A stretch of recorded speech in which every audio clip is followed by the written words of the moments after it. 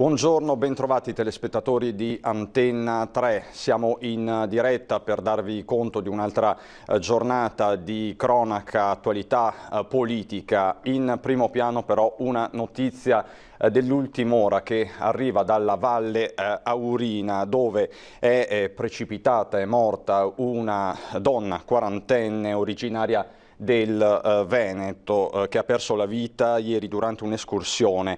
La donna si trovava in villeggiatura con suo marito e i due figli durante un'escursione verso il lago di Gries. Ha proseguito da sola. Nel tardo pomeriggio però non ha fatto rientro, ci dice l'ANSA, e quindi scattato l'allarme. Solo in tarda serata gli operatori sono riusciti a recuperarla con l'aiuto dell'elicottero dell'aiuto alpin in un canalone a circa 2400 metri di quota. Si tratta di una donna nata in Umbria ma residente a Casale sul Sile nel Trevigiano, è Elisa Montanucci. La donna era in gita con la sua famiglia quando per l'appunto ha deciso di proseguire da sola per un altro sentiero. Quindi una tragedia in montagna. Vi daremo tutti i dettagli di questa tragedia nel corso della nostra diretta e dei nostri telegiornali. Questo sul fronte della cronaca. C'è poi un'altra vicenda che sta tenendo tutta Italia con il fiato sospeso, le sorti del campione paralimpico Alex Zanardi. Questa mattina Papa Francesco ha inviato una lettera ad Alex.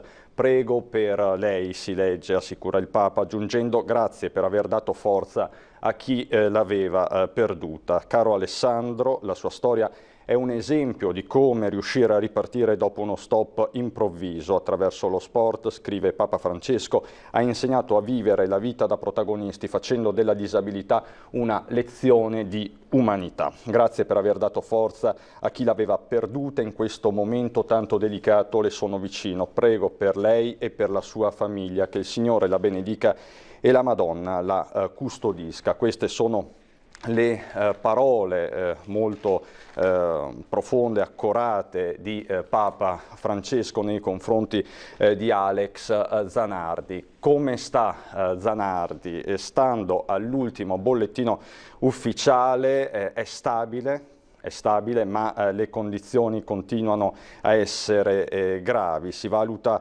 l'allentamento della sedazione, quindi il risveglio dal coma farmacologico, ma le prove di risveglio non saranno effettuate prima di 10 giorni. Questa, secondo i bollettini di lunedì, doveva essere la settimana decisiva. Invece la settimana decisiva sarà con ogni probabilità la prossima, quando l'equipe medica che sta seguendo Zanardi tenterà appunto il risveglio e così potrà accertarsi, capire se e quanti sono i danni riportati dal campionissimo.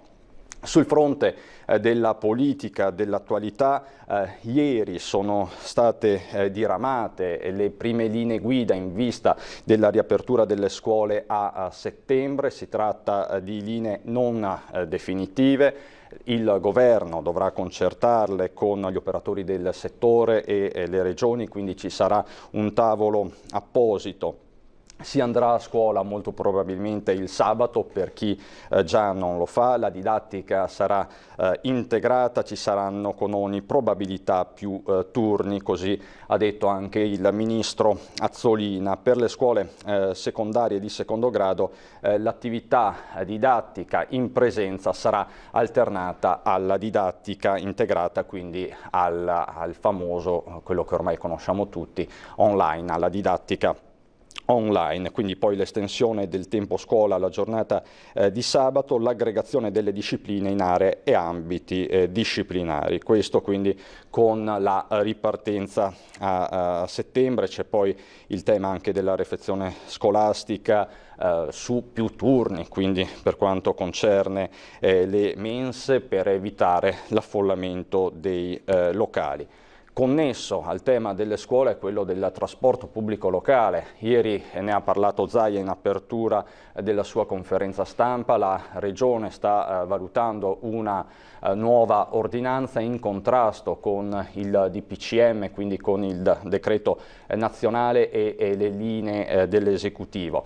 Cosa prevede l'ordinanza regionale? Prevede di fatto il sì alle mascherine, quindi l'obbligo delle mascherine sui mezzi, bus e treni, ma no ai distanziamenti, quindi nessun obbligo di distanziamento, così come invece previsto dalla normativa nazionale.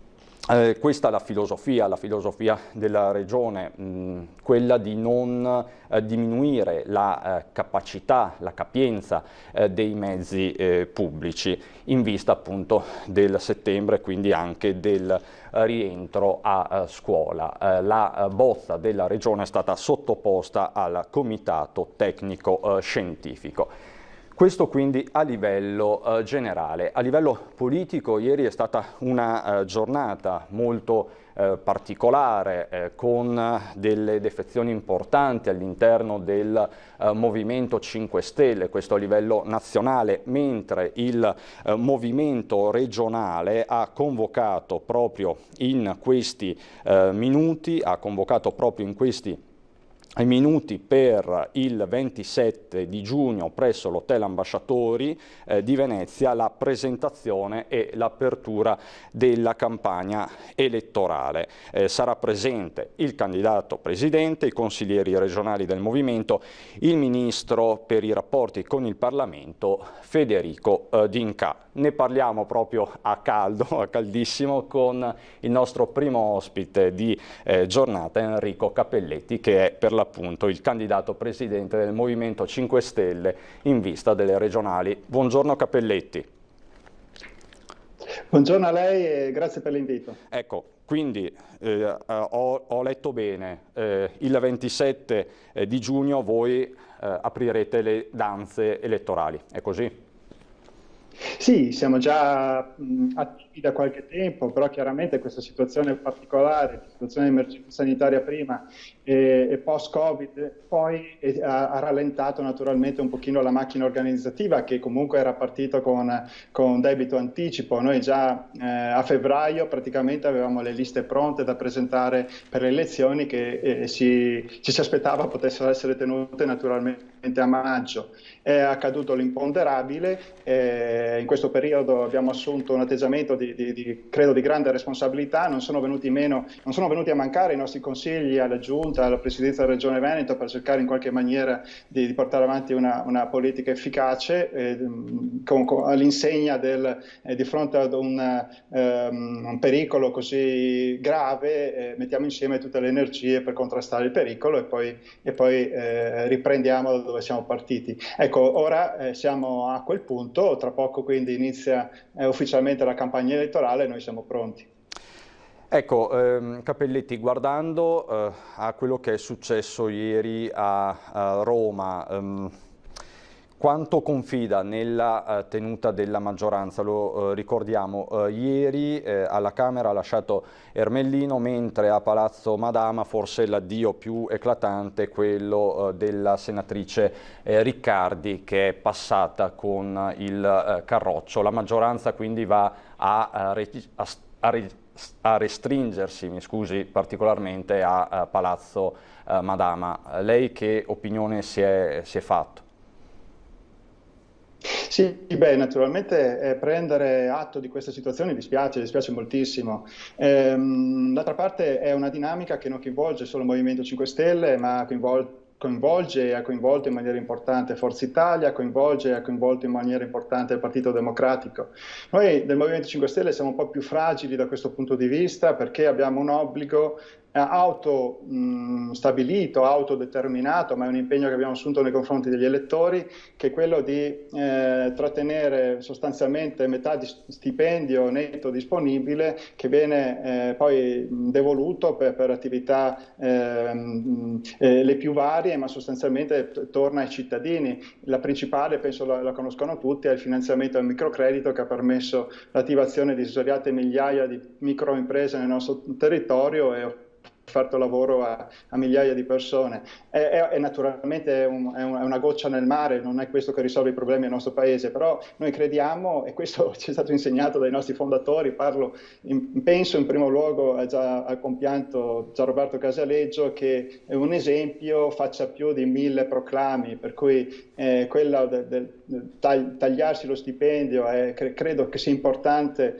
perché è un esempio che diamo per una politica diversa come la vorremmo intendere noi, e rispetto al quale quindi non facciamo marcia indietro. Però è chiaro che sussistendo questo incentivo abbiamo una qualche forma di fuga in più rispetto agli altri. Detto questo, se mi consente, ricordo un tweet di Matteo Salvini di non più di qualche anno fa, forse 1 o 2 anni fa, in cui pubblicamente chiedeva, e io ero d'accordo con lui, un intervento costituzionale addirittura quindi una modifica della Costituzione per rendere impossibili i cambi di casacca a legislatura in corso.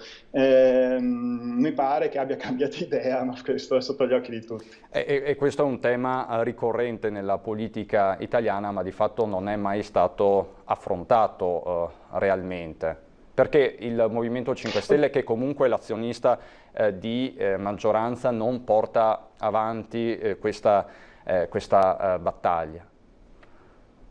Oddio, noi l'abbiamo fatto nella scorsa legislatura con una modifica ai regolamenti interni del Senato, una modifica che è intervenuta, che naturalmente trova applicazione in questa legislatura, rende meno incentivante, diciamo così, il cambio o la costituzione di nuovi gruppi, intervenendo su tutto quello che è l'aspetto economico, che in qualche maniera è conseguenza di una creazione di un nuovo gruppo, o comunque di uno spostamento di un parlamentare da un gruppo all'altro. Quindi sul piano dei regolamenti parlamentari, tra l'altro mi pare con la totalità di consensi, con una grande convergenza politica, un passo in avanti era stato fatto. Sulla modifica della Costituzione è chiaro che se in linea di principio non si può essere che d'accordo, poi una discussione deve essere più ampia, perché questa coinvolge dei principi ispiratori della stessa Costituzione nazionale, quindi quello è il cosiddetto vincolo di mandato.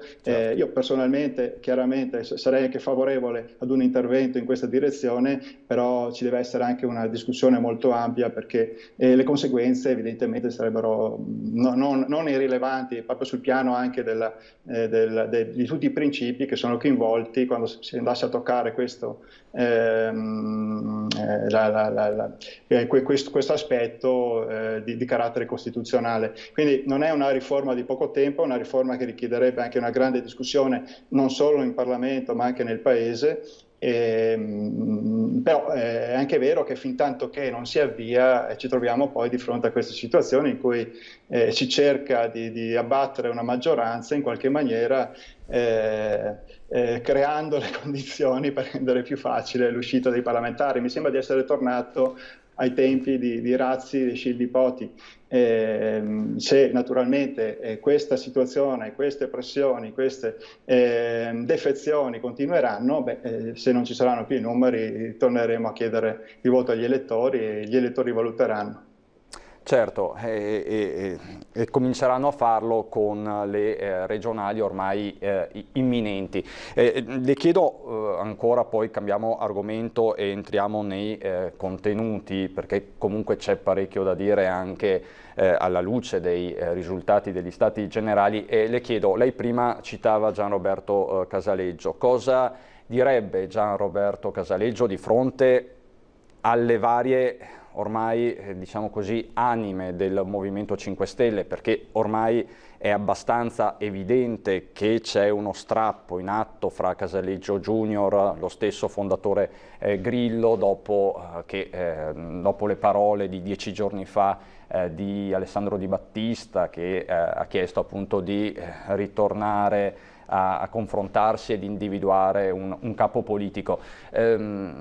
Ecco, cosa direbbe Casaleggio padre oggi?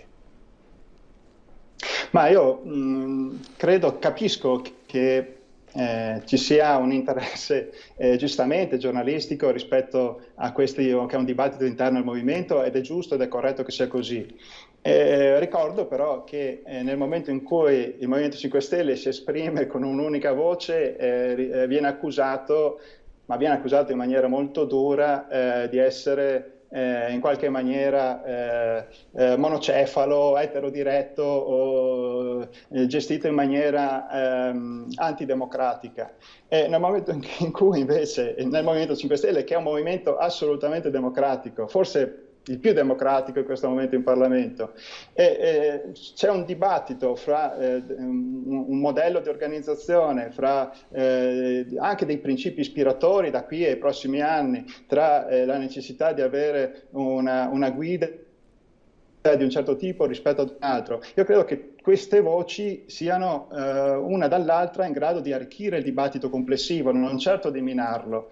E proprio da un confronto tra opinioni e voci diverse, anche dissonanti, che si può in qualche maniera andare a prendere la parte migliore che esce fuori da una ipotesi di soluzione. Per cui io lo guardo positivamente, anzi, finché c'è discussione, mi fa piacere appartenere ad un movimento politico che in qualche maniera è la legittima ed è rappresentativa del dibattito, è rappresentativa di dibattito democratico. Mi preoccuperebbe la situazione inversa, in cui ci fossero 300 e più parlamentari che ragionassero tutti con una sola testa. No, io credo che da questo ne può uscire solo dal confronto ne possa uscire solo una direzione più corretta rispetto a quella che sarebbe invece potuta passare se limitassimo, diciamo, il centro decisionale a una o poco più numero di teste. Ecco, questo è il mio pensiero. Comunque diciamo, Cappelletti, che a livello... rispetto agli stati generali veramente... Ecco, adesso ci arriviamo, ma diciamo che a livello regionale comunque il Movimento 5 Stelle è compatto sulla sua candidatura, non ci sono particolari tensioni in questo momento e avvierete appunto questa campagna elettorale il 27 di giugno in maniera ufficiale. Le chiedo che campagna elettorale sarà e guardando alla data delle elezioni si sente di fare qualche scommessa sulla data effettiva? Ma io credo che la data del 20 e 21 settembre sia quella che in questo momento sia la più probabile.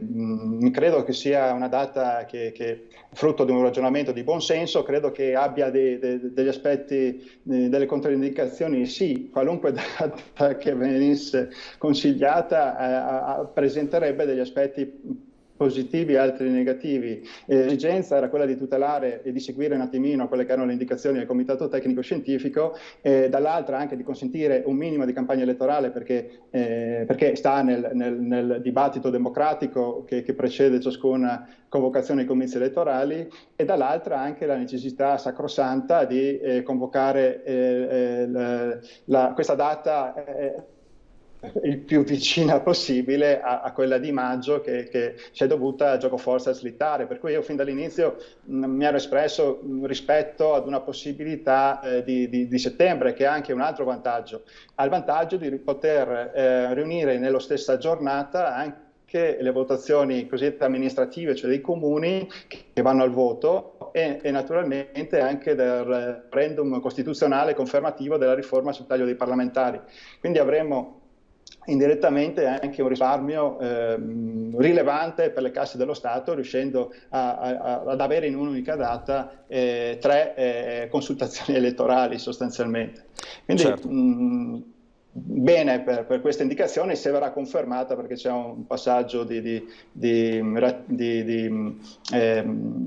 discussione ovviamente sul decreto che conteneva questa indicazione, ma non solo indicazione di maggioranza, ma anche indicazione della grande parte dell'opposizione, per cui credo che tutto sommato possa essere una data che accontenti tutti. Insomma, siete pronti per una lunga campagna elettorale, per una calda soprattutto e non solo metaforica campagna elettorale. Veniamo ai temi, Cappelletti. Comincerei da quello che è successo ieri a livello internazionale con il confronto tra Luigi Di Maio, ministro degli esteri, e Stef Blok, l'omologo olandese. Hanno parlato ovviamente del recovery plan, del Next Generation EU, perché di questo stiamo parlando. Anche gli stati generali sono serviti per tracciare una roadmap in vista di questo piano di rilancio per l'Italia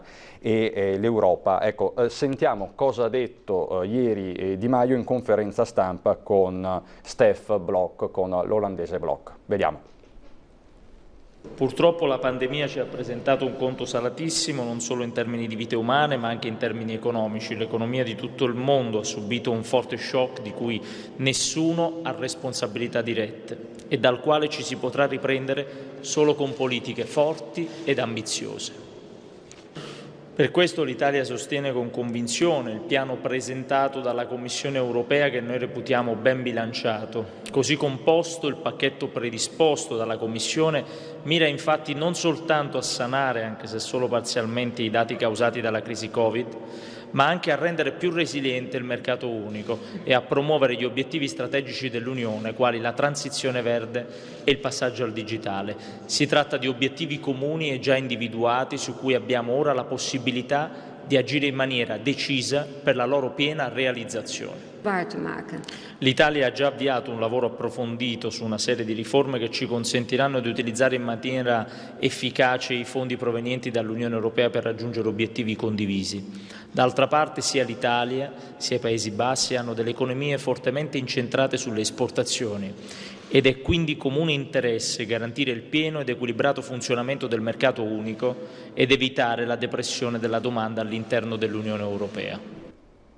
Ecco, queste le parole di Maio, quindi l'Italia che sostiene con convinzione questo piano da 750 miliardi di euro, una cifra enorme, va detto, fatta di contributi a fondo perduto, 500 miliardi, e il restante di prestiti, 250 miliardi. Però lo sappiamo tutti, c'è una forte resistenza da parte dei paesi del nord, anche se si confida molto nella presidenza del Consiglio dell'Unione Europea da parte della Germania, della Merkel, dal 1° di luglio. Cappelletti, lei resta fiducioso su questo recovery plan? Alla fine l'Europa cosa deciderà? C'è già una data, quella del 17 luglio, quando il Consiglio dell'Unione Europea si ritroverà. Che sensazioni ha? Sì, innanzitutto sono stati fatti dei passi avanti, perché anche questa conferenza stampa del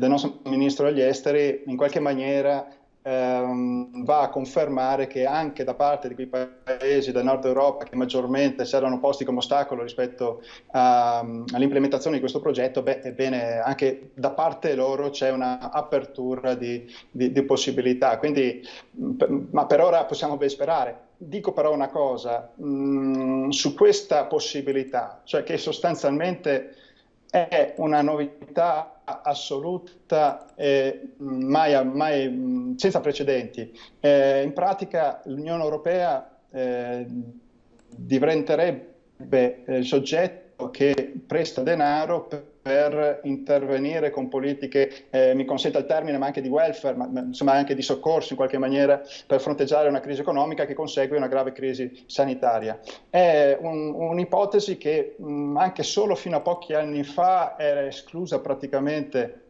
da quasi tutti gli esponenti politici presenti oggi in Parlamento, sicuramente d'opposizione, ma anche all'interno della stessa maggioranza, in quanto si cercava di andare ad attivare quelli che erano strumenti già esistenti, però inadeguati, non sufficientemente anche dimensionati per le esigenze straordinarie di intervento. Si parla di 750, ma si auspicava addirittura eventualmente una cifra maggiore.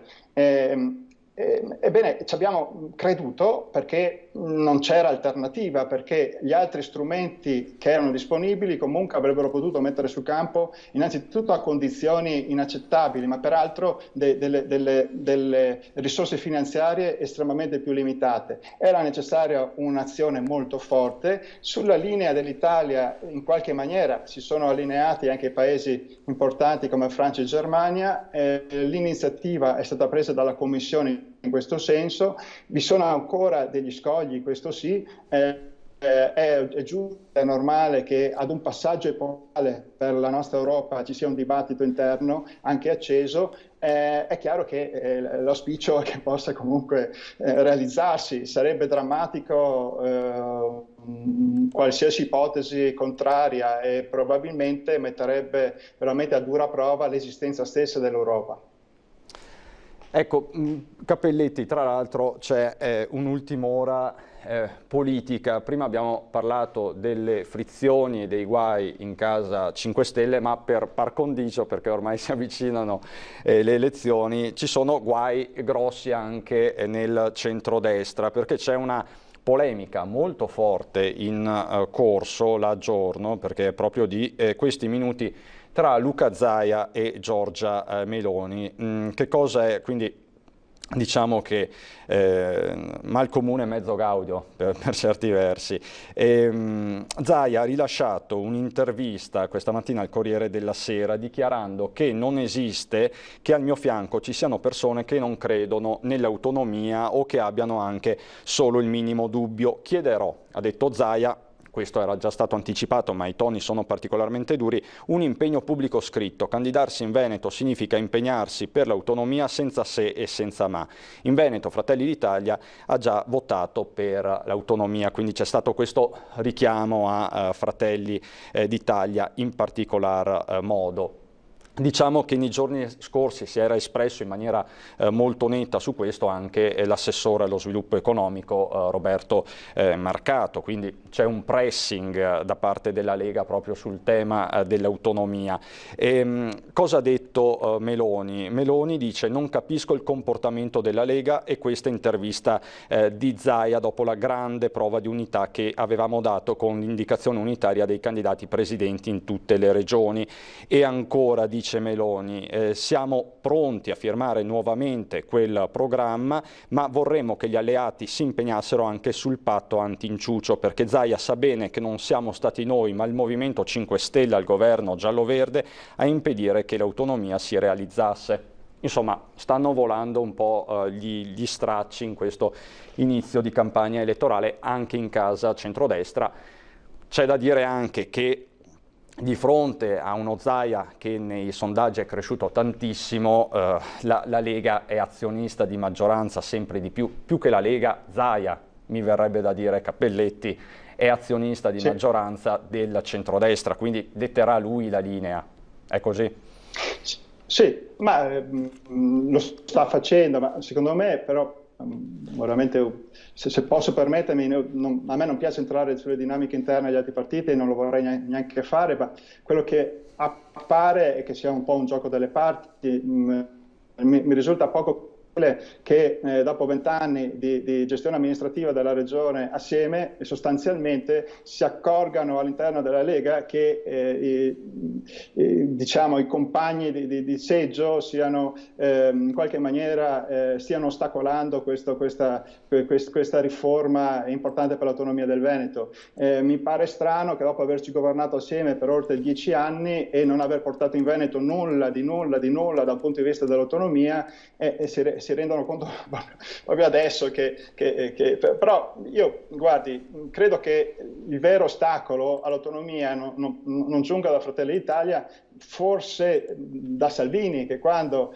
è in Veneto parla solo di autonomia, quando va giù invece in qualche regione del sud parla solo esclusivamente della ricostruzione di quel progetto del ponte sullo Stretto di Messina, di cui si guarda bene ad accennare quando viene qui in Veneto. Mai ha proferito parola sull'autonomia quando si trova a fare uno dei suoi centinaia di comizi in giro per l'Italia, al di fuori, diciamo, delle regioni coinvolte. Credo che però questo sia un problema interno. Per quanto mi concerne, io ho votato favorevolmente al referendum sull'autonomia. Ricordo che il Movimento 5 Stelle sostenne in quel referendum consultivo che tenemmo qui in Veneto, perché ci crediamo, non per fare disastri, non vorremmo fare un'altra pedemontana pagata 10 volte il suo costo, no, non è quello lo scopo deve essere quello di una maggiore responsabilizzazione. Credo che la nostra regione, i nostri cittadini, i nostri concittadini abbiano questa ambizione rispetto alla quale è giusto dare una risposta, e le dirò di più, credo che questo governo abbia tutte le carte in regola per poter far dei passi in avanti verso l'agognata autonomia. Se non riusciremo a farlo in questo governo, allora sarà veramente difficile. E il fatto che non ci sia tra le forze di maggioranza una forza politica che per 30 anni promette l'autonomia senza essere mai riuscita o non aver mai voluto concedere neanche un millimetro è una garanzia in più, non è una garanzia in meno. Pensi che la legge quadro che era stata predisposta dal ministro Boccia era pronta per essere discussa in Consiglio dei Ministri giusto prima di quello che è successo, insomma, da un punto di vista epidemico. Per cui c'era tutta la volontà per mandare avanti questo processo, e io spero e credo che ci sia tutta la volontà per riprenderlo non appena questa situazione di emergenza economica incominceremo a lasciarla alle spalle, ma spero possa essere molto presto.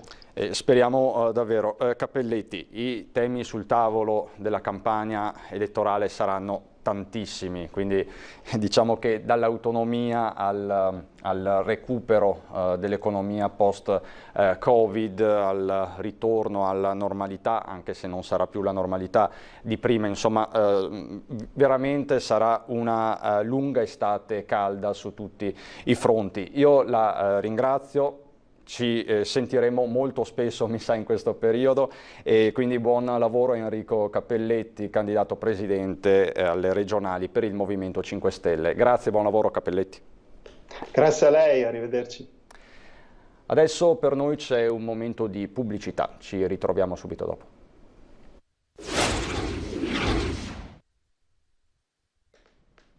Di nuovo in diretta per proseguire il racconto di questa giornata iniziata nel peggiore dei modi con la notizia di una tragedia in montagna, perdere la vita in Valle Aurina nella serata di ieri una quarantenne residente a Casale sul Sile, Elisa Montanucci, che si trovava in montagna per una gita con la famiglia. La donna ha imboccato un sentiero da sola, non ha più fatto rientro da qui, e l'allarme, il soccorso dell'elicottero, dei sanitari dell'Aiut Alpin di Bolzano. La donna è stata ritrovata in un canalone priva di vita.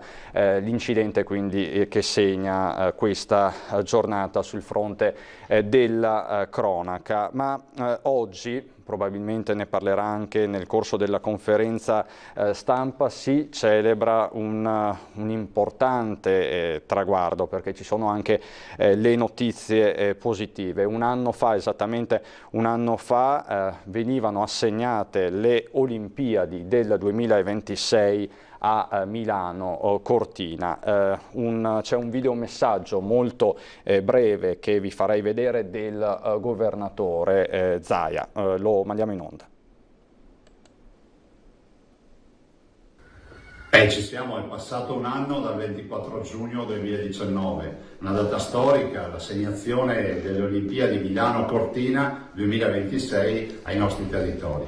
Il Veneto ne esce vincitore da questa partita, sembrava una candidatura buttata lì, come diceva qualcuno, per fare un po' di comunicati stampa. La verità è che abbiamo fatto sul serio, ci abbiamo creduto, e quando sono andato a Losanna per le battute finali, quindi per l'incontro finale e quindi la sfida con la Svezia, ho pensato che noi potevamo solo che vincere, perché dietro a me c'erano tutti i veneti, quindi non è una vittoria mia ma una vittoria di tutti i veneti che ci hanno creduto assieme a me. Grazie ancora.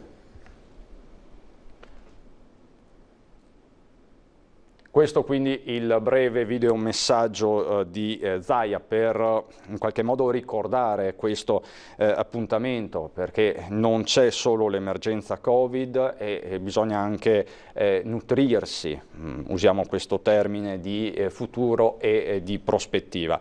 Del resto il Veneto e non solo ha bisogno di questo appuntamento. Ieri sera abbiamo poi fatto anche un punto della situazione sul fronte della viabilità e delle opere pubbliche con il presidente della provincia di Belluno, Roberto Padrinna. Ovviamente ci sono dei cantieri che devono partire, ci sono anche dei ritardi, però ci sono anche delle forti rassicurazioni da parte del governo. Non ci sono soltanto le Olimpiadi, ma anche i mondiali di sci di Cortina, previsti per il 2021, ma il 1° luglio la FIS, la Federazione Internazionale dello Sci, deciderà se svolgerli nel 2021 oppure rimandarli causa Covid nel 2022. Anche questa è una partita, non è un'Olimpiade, però i mondiali di sci sono molto attesi in tutta la montagna bellunese e nel Veneto intero.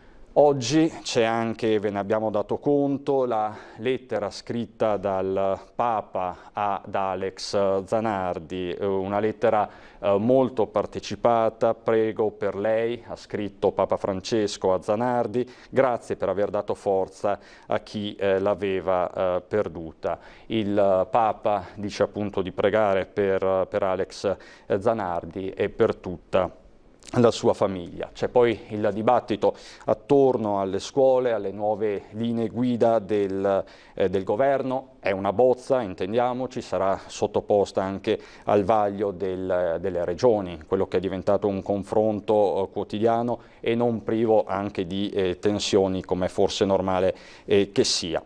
Insomma, questo è il quadro della giornata. Dovremmo essere collegati con il nuovo ospite, se non sbaglio, per parlare per l'appunto di commercio. Ecco, lo vedo in video. Buongiorno a Federico Capraro, presidente dell'Ascom di Treviso. Buongiorno Presidente. Buongiorno. Ecco, con lei partirei da alcuni dati che sono stati diffusi oggi dalla Confcommercio, comunque nelle ultime ore, che sono dati negativi. Inutile dirlo, e che riguardano appunto i mesi del lockdown e anche la prima fase, se non sbaglio, della ripartenza. Ecco, qual è il quadro che emerge da questi dati? Adesso li vediamo anche in video. I dati li possiamo giudicare positivi, negativi, chiamiamoli per il nome che hanno. I dati evidenziano che non siamo ripartiti. Non c'è stata la ripartenza, c'è stata la riapertura. Era un ragionamento che facevamo anche con voi qualche settimana fa, un paio di settimane fa, e oggi questi dati lo confermano. Ci sono settori ovviamente più colpiti, penso in particolare ai servizi ricreativi, penso all'auto, penso all'arredamento per la casa, penso a tutto il turismo, all'ospitalità in particolare, e il settore moda e quindi il commercio al dettaglio di accessori, calzature e abbigliamento. In questo senso, tanto per capirci, ecco, li vedete qui, possiamo entrare nel merito. Ci sono alcuni servizi ricreativi, ma penso anche a tutto il mondo dello spettacolo, degli eventi, che è assolutamente in condizioni drammatiche. Il turismo allo stesso modo vede all'interno di quel quasi 66% che veniva indicato di calo, situazioni completamente diverse tra bar, ristoranti ed alberghi. Nel senso che i bar hanno ripreso, soprattutto alcune tipologie di bar legate a determinati orari, all'aperitivo, al bisogno di recupero di socialità, hanno ripreso abbastanza bene. La ristorazione è sicuramente in crisi, e in particolare sulla fascia del pranzo, dinamiche, lo smart work, che porta la gente a muoversi dalla casa e quindi a quotare gli uffici e libri all'interno del quale flusso che poi si sulla ristorazione e dell'Italia. Un segno negativo molto molto pesante perché turisticamente non è ripartito nulla, le frontiere si sono riaperte ma mancano ancora i voli con una determinata frequenza, il numero di passaggi sull'aeroporto di Venezia è ancora molto ridotto e anche il mercato business per coloro che muovono per esigenze di lavoro è ancora al palo. Per cui è una situazione, dicevo, e così in cui il dato ci dice l'Italia, il Veneto, se volete nel nostro ambito la provincia di Treviso, da questo punto di vista non è ripartita. Quindi i dati della Confcommercio nazionale che vediamo, meno 92% servizi ricreativi, meno 65,9% alberghi, bar e ristoranti, meno 60% mobili, arredamento per la casa, meno 54,7% per l'abbigliamento, valgono anche per la marca trevigiana, immagino. Valgono anche per la marca trevigiana, erano numeri che evidentemente 10 giorni fa, 15 giorni fa erano ancora più negativi. C'è questo lento cambiamento, ma ripeto, ci sono alcuni settori che sono ancora bloccati.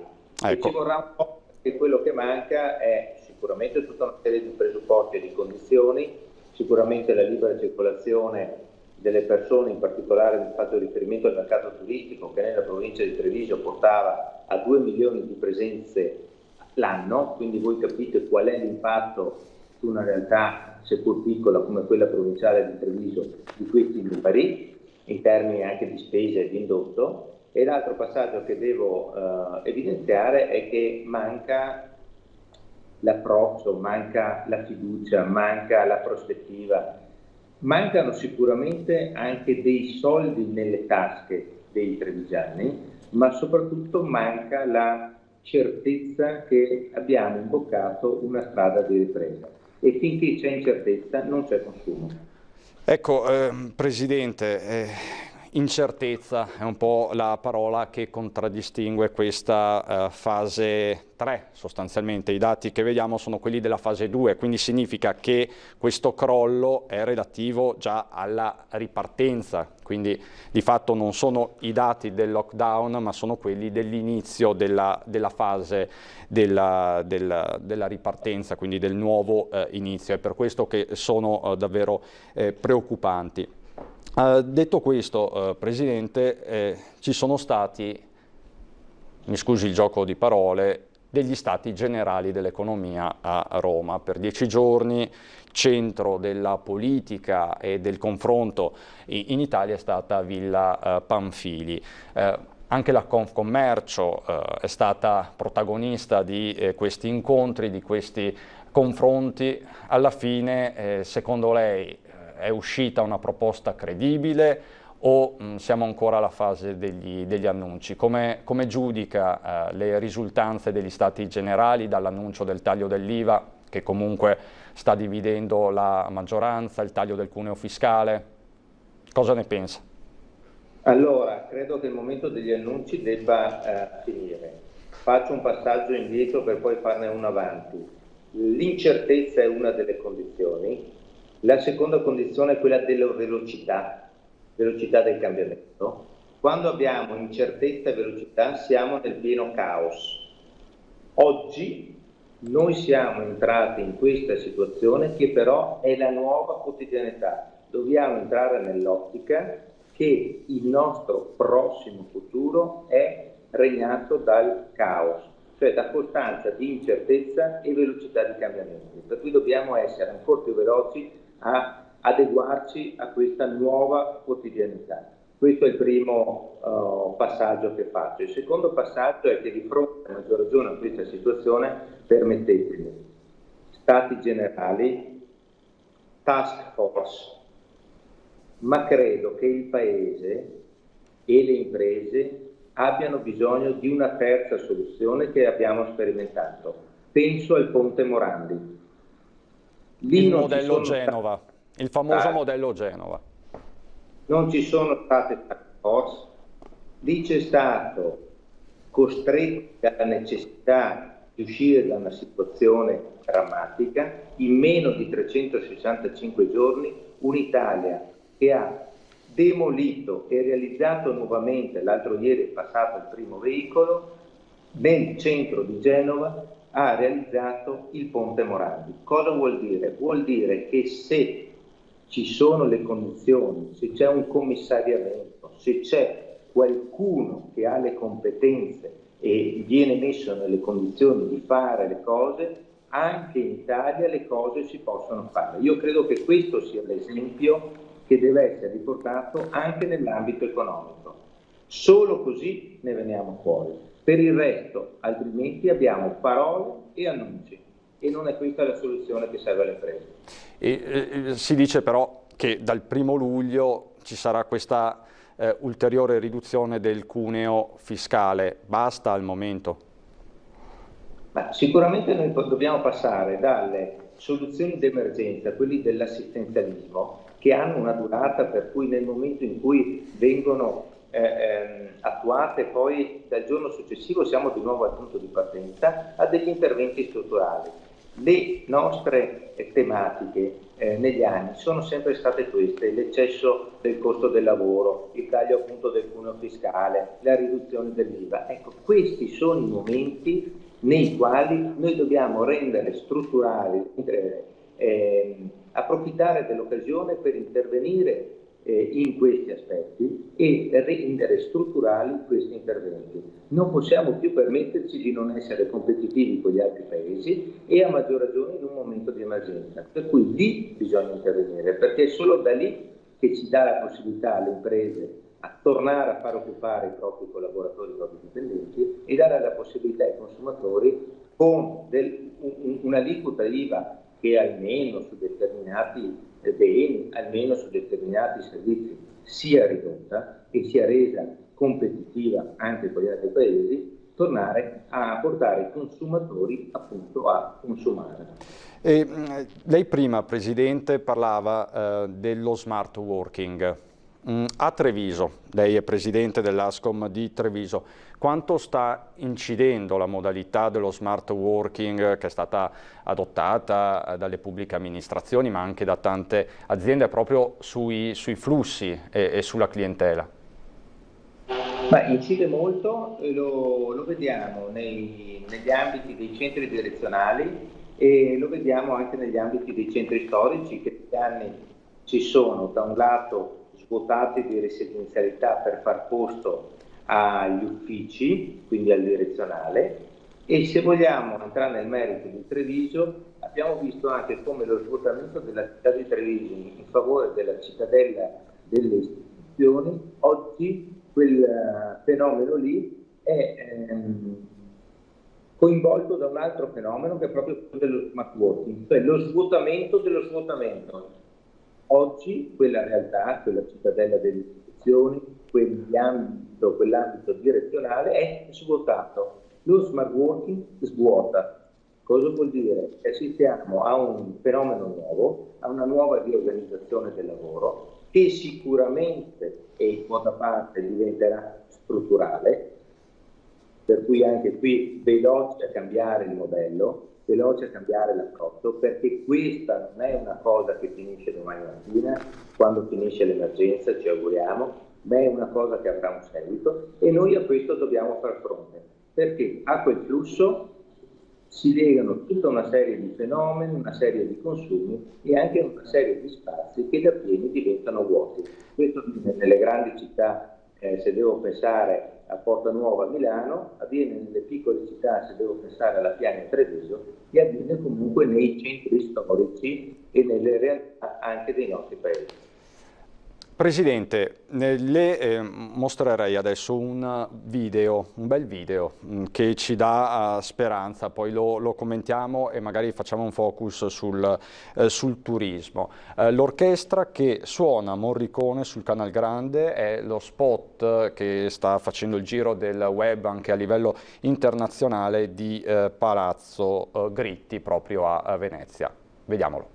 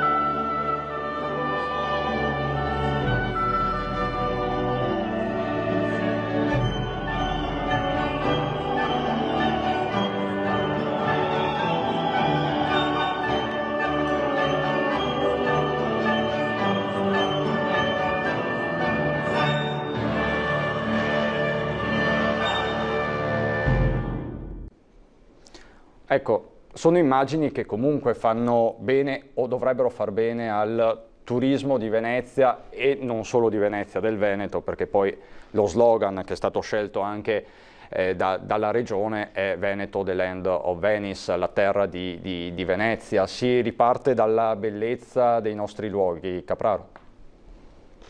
Si riparte dalla bellezza dei nostri luoghi e si riparte dal brivido che non credo solo io in questo momento ho sentito, che è un brivido di orgoglio nel vedere un video del genere, nell'ascoltare una musica del genere.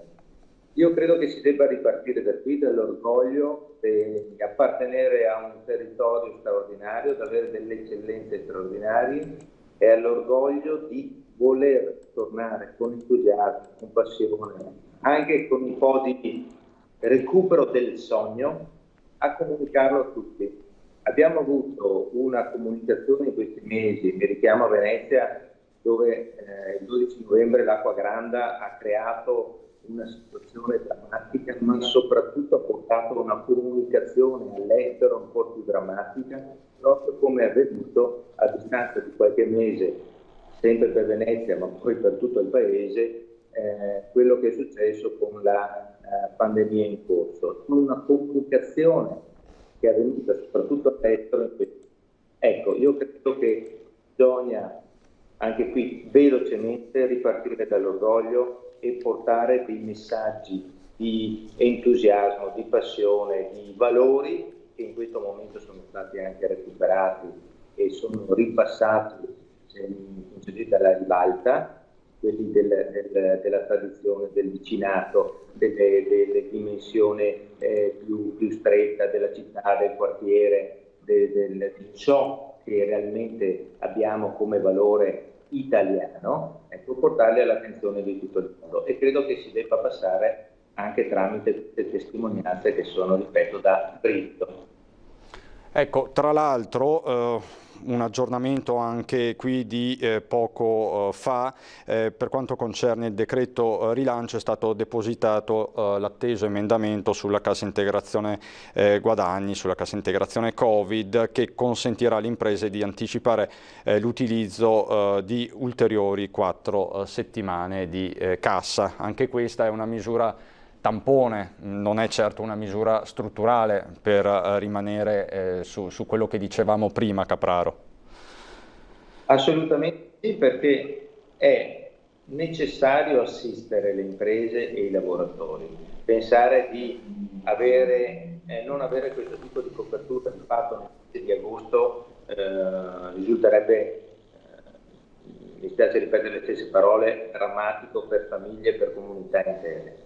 Però noi dobbiamo tornare ad essere messi nelle condizioni di occupare i nostri lavoratori, non di assisterli lasciandoli a casa.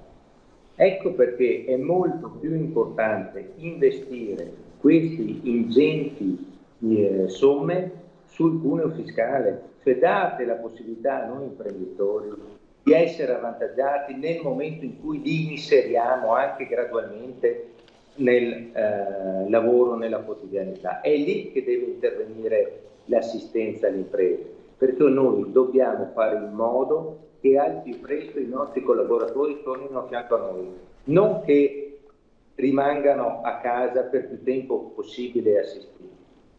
Altrimenti, alla scadenza delle 4 settimane, ci troviamo punto a capo.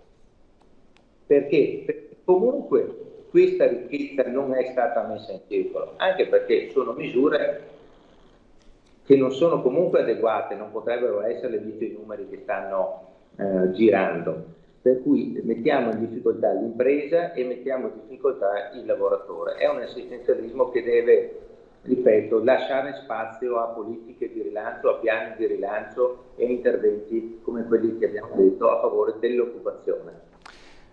Ecco, tra l'altro la Corte dei Conti esce proprio adesso dicendo che il taglio delle tasse non è più rinviabile, agire su lavoro e pensioni, servono misure strutturali. Questo è l'allarme del procuratore generale Fausta Di Grazia sul rendiconto generale dello Stato. Quindi diciamo che lo dice adesso la Corte dei Conti, che è necessario più debito ma serve credibilità. Queste le parole quindi non della politica o delle associazioni di categorie, ma della Corte dei Conti. Quindi la ringrazio proprio con questa ultima ora. Politica di bottega, un interesse, e questo è una verifica oggettiva di cosa serve fare per rilanciare le imprese e quindi il lavoro e quindi il paese. Quindi questa cosa qui è tanto semplice quanto oggettiva. Bisogna intervenire solo in questa direzione. Capraro, io la ringrazio come sempre, ci teniamo aggiornati sull'andamento del commercio, dell'economia trevigiana e non solo. Grazie e buon lavoro a Federico Capraro, presidente dell'Ascom di Treviso. Buon lavoro, arrivederci. Ecco, siamo in attesa di collegarci ovviamente con l'unità di crisi di Marghera per la consueta conferenza stampa del governatore Zaia. Al momento non c'è ancora nessuno. Conferenze stampa che ha detto ieri il governatore proseguiranno fino al 30 di giugno. Ci sarà una sospensione sabato e domenica, poi per l'appunto si va verso la chiusura di questo appuntamento quotidiano. Lo ha detto per l'appunto Zaia. Sabato 27 e domenica 28 non ci sarà alcun punto stampa, l'ultimo appuntamento sarà quello di martedì prossimo, che chiuderà di conseguenza il mese, dopodiché torneremo a informare la stampa alla bisogna, ha detto Zaia, organizzando eventualmente ulteriori conferenze stampa ad hoc. E adesso c'è Zaia, vedo che è arrivato, linea a Marghera. No, nel senso che i bimbi sono disperati. E quindi diamo il benvenuto a Jenny. Ecco, diamo il benvenuto alla signora Jenny e un augurio di buon lavoro. Buongiorno a tutti. Passerei subito al bollettino. Dopo abbiamo un'informazione importante, c'è una grossa delibera che oggi presentiamo. So di far dispiacere a quelli che dicono che continuiamo a fare le conferenze stampa ma non dovremmo farle. Anche oggi abbiamo qualcosa da dire. È una delibera che vale più di 100 milioni di euro, tutta di sanità, ma dopo ve lo dirò e poi vi lascio ovviamente l'assessore Lanzarì che ve la spiegherà nei dettagli. Tamponi 899.098, sono quasi 11.000 in più rispetto a ieri. Saluto i signori presenti, buongiorno, dopo li ringraziamo anche. Numero di positivi 19.253. 3. Poi qua adesso c'è il dilemma, sono 3 buoni o 3 pezzi di virus? Ma vedrete che vi daremo la risposta anche di questo. Isolamento, scendono di 17, 7,41. Vi ricordo solo, sono 741 meno 17. Vi ricordo solo che eravamo a valori da 2.000 persone isolate nei periodi peggiori. E ricoverati in ospedale 216 meno 5. Gianni, se la velocità è troppo veloce. Perfetto. Terapia intensiva 11, 1 Covid e 10 non Covid. Quindi un solo paziente che è ancora positivo. Morti sono invariati, 2004, e ovviamente dei quali in ospedale è invariato 1425. Ricordo che avevamo giornate con 40-50 morti. Dimessi 3.552 più 5.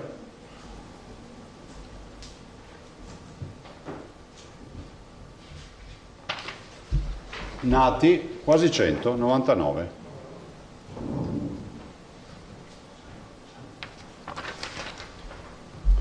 Allora, ringrazio ancora per le donazioni, perché siamo arrivati a 39.147 donatori. Pensate che all'inizio io pensavo di mandare una lettera a tutti, però adesso è diventato impossibile. All'inizio ho detto ai miei: guardate, mettetemi via tutti gli indirizzi che cerchiamo di ringraziare, ma mai avrei pensato di arrivare a 39.147 donatori. Ci mancano ancora 126.000 euro per arrivare a 58 milioni. Spero che ci sia qualche imprenditore facoltoso o qualche generoso sostenitore di questa partita, perché così chiudere a 58 milioni sarebbe bello. 126.000 euro mancano. Ringrazio oltretutto per le donazioni, li saluto che sono qui, l'associazione Pastifici Valleggio sul Mincio, il consorzio del Custoza e anche l'associazione Fragolicoltori della Pianura Veronese, per tutti i prodotti ortofrutticoli, fragole, frutta, verdura e ovviamente vini e tortellini che hanno consegnato qui per tutto lo staff, la protezione civile. Adesso distribuiamo, magari portiamo anche una cassetta di fragole ai giornalisti, che non guasta mai, nel senso che sono buone, quindi complimenti veramente, io l'ho assaggiata. Grazie. Detto questo, passerei alla... ho dei disegni, scusatemi.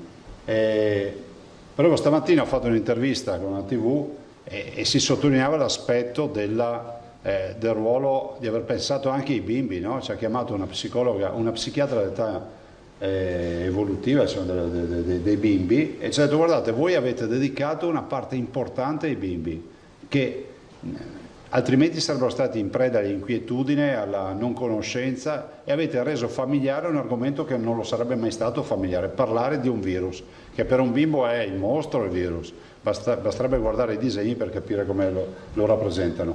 E Lavinia Pornaro, di 10 anni, di Padova, l'ha proprio disegnato come un mostro, vedete?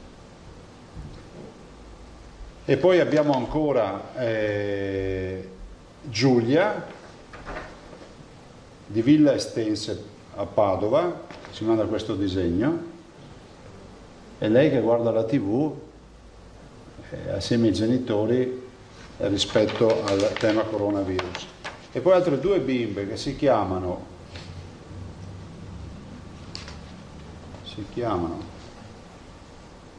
Camilla e Giorgia, di Nervesa della Battaglia.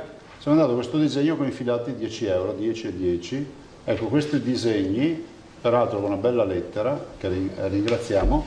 Ecco qui, questo è quello di Camilla, 4 e 10 anni. E hanno sostanzialmente detto che hanno imparato a fare l'orto, hanno imparato a fare un sacco di robe dai nonni durante il lockdown, e siccome il nonno gli ha dato la paghetta, ha dato loro la paghetta per i lavori, loro hanno girato la paghetta a noi, quindi ci hanno mandato i 10 euro, quindi brave anche Giorgia e Camilla.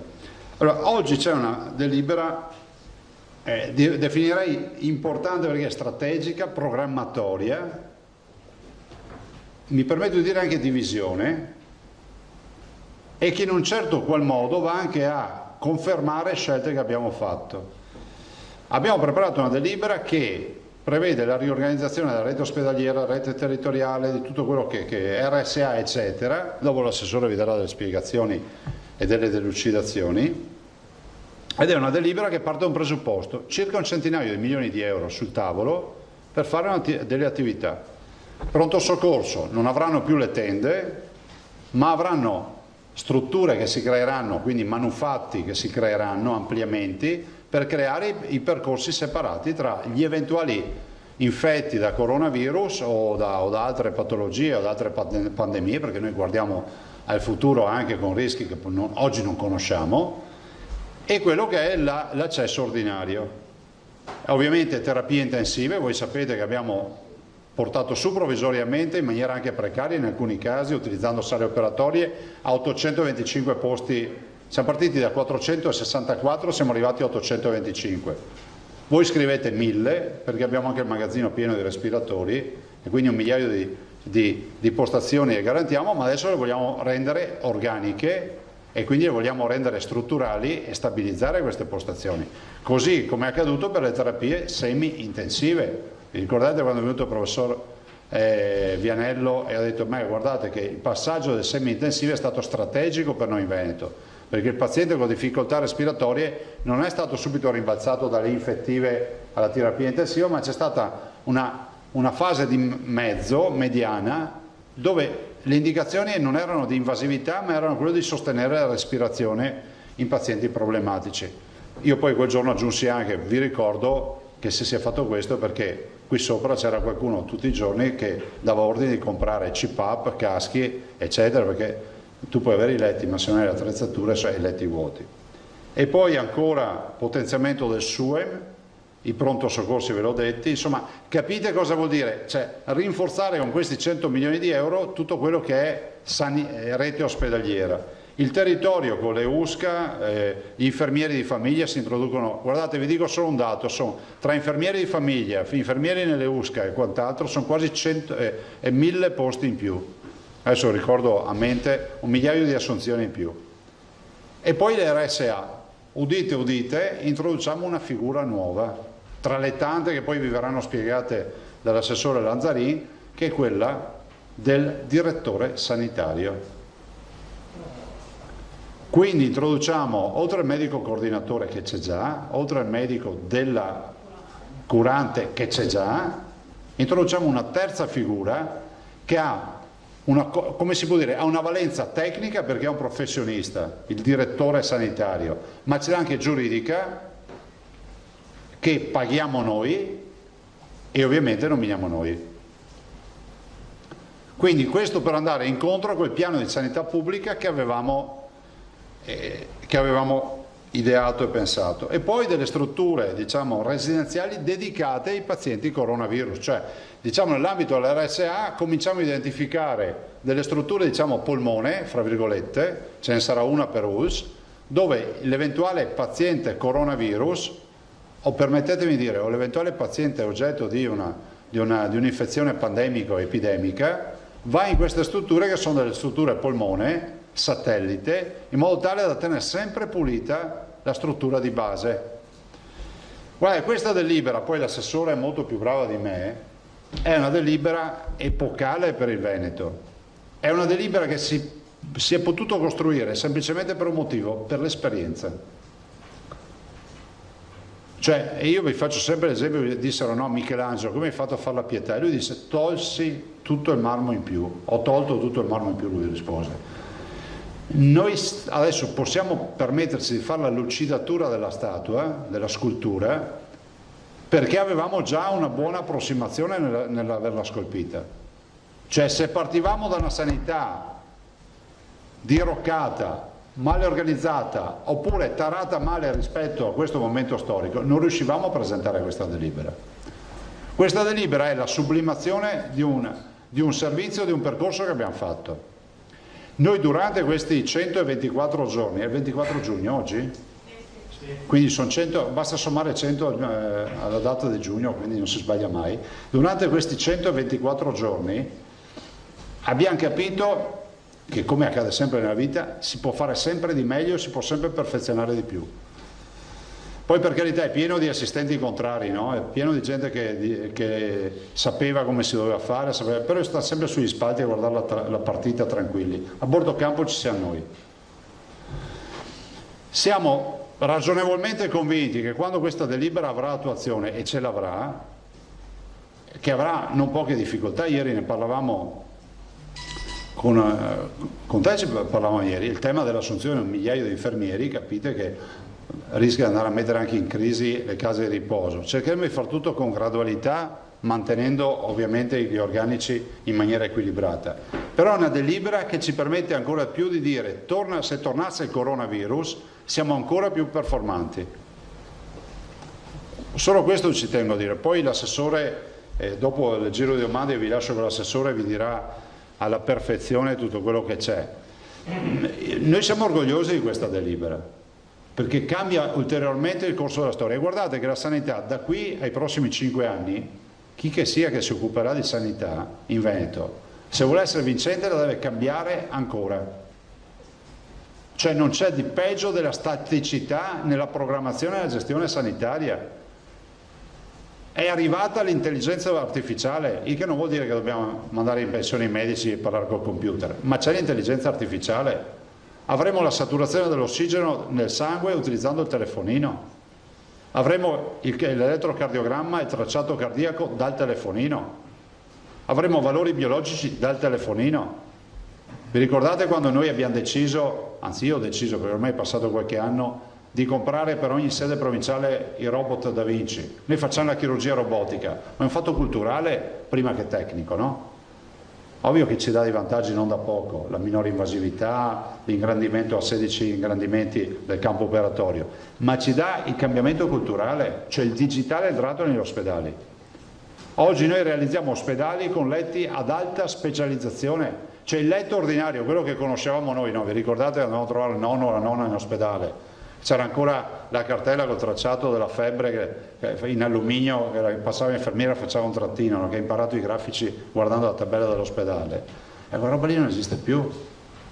Esistono letti ad alta specializzazione che sono dei letti che curano, sono performanti. Noi siamo innamorati di questa cosa perché noi la sanità la dobbiamo ogni giorno come la statua di Michelangelo, lucidare, tirare sempre di più, fino allo spasimo, senza ovviamente deturparne la natura di quella statua. Ma ancora oggi il blocco non è perfettamente, cioè la statua non è ancora perfettamente perso tutto il marmo in più che doveva perdere. E credetemi, sarà fondamentale e sarà sempre più difficile, no? Perché si va sempre più verso la perfezione. Non è che siamo davanti alle prime smanate dove si va a scolpire, siamo già nei particolari. Però questa delibera va in questa direzione. Domande e poi passo la parola alla sorella Nazzarino. Tosato, Andrioli, adesso me li ricordo. Buongiorno Presidente. Ciao. Allora, le domande sulla delibera le facciamo? Sì, lasciamo l'assessore. Sì. Ecco, allora a lei Presidente chiederei una valutazione, o meglio, le chiederei se ha informazioni riguardanti questo annuncio che c'è stato stanotte dell'imminente firma del decreto da parte del Ministro Lamorgese per le elezioni il 20 e il 21. Guardate, io ho sentito il Ministro stamattina, mi ha confermato la volontà di provvedere alla convocazione delle urne per il 20 e 21 settembre, che del resto c'è un comunicato ufficiale del Ministro di ieri, per cui non dico nessuna novità. Posso confermarvi che l'ho sentita stamattina. Come valuta allora questa data? Ma guardate, intanto abbiamo una data, per carità non c'è ancora il decreto, per cui finché non c'è il decreto non c'è la data. Spero si concretizzi velocemente, anche perché mi sembra di capire che il decreto per l'indizione delle elezioni entro il 20-21 ha il termine massimo del 27 luglio, perché voi sapete che loro hanno l'obbligo insomma c'è tutto un calcolo, quindi fino al 27 luglio non sono i supplementari, sono i tempi regolari, anzi i supplementari non ci sono, il 27 luglio deve essere la deadline dai conti che ho sentito. Spero però, anche per un fatto di tranquillità per tutti, che lo si faccia, perché poi, siccome questa convocazione elettorale nasce con un peccato originale, che è quello che siamo partiti dal 6 luglio, siamo arrivati dal 21 al 20 settembre, prima si fa la convocazione, prima chiudiamo sta partita. Consegna liste, deposito liste 20-21 agosto, inizio campagna elettorale quindi il 21 e poi pronti e via, nel senso saranno 30 giorni e via. Ha avuto con il Ministro, per caso avete interloquito sull'ipotesi di allestire i seggi? No, abbiamo parlato solo di questo, cioè, è stata una telefonata cordiale, nel senso, l'ho cercata io perché ho visto l'agenzia ieri sera, tutto qua. Ma noi comunque siamo dell'idea comunque di aprire le scuole, adesso faremo una riunione, ne parleremo, però penso che si andrà verso il 14. Verso il 14 sì. L'apertura delle scuole? Sì, ma se potessi anche prima. Il problema è che poi andiamo a complicare la vita al turismo. Sembra, magari uno che è distante dice cosa sta dicendo Zaia, scuola e turismo, però c'è tutto un incastro di buon senso che ci deve permettere di trovare un giusto equilibrio. Penso che il 14 possa essere, adesso vedremo comunque, non annuncio che apriremo il 14 comunque, non prendetelo come annuncio. Mi voglio confrontare con l'assessore Donazan che mi porterà il calendario, poi vediamo. Comunque diciamo... Sì, oggi abbiamo commissione, per cui noi restiamo sempre dell'idea che se si fa di fare una convocazione assieme dovremmo gestire quei 4 giorni, 3 giorni, 5 giorni, adesso si capirà, più veloce fanno meglio è, di buco, no? Perché prendono in carico la scuola il sabato, allestimento seggi, domenica e lunedì si vota, martedì si dovrebbe sanificare, mercoledì aprire. Questo è il programma che immagino si possa mettere in piedi volendo correre e essendo organizzati, quindi si perderebbe sabato per le scuole che sono aperte di sabato, lunedì, martedì sono 3 giorni in teoria, in pratica poi non lo so.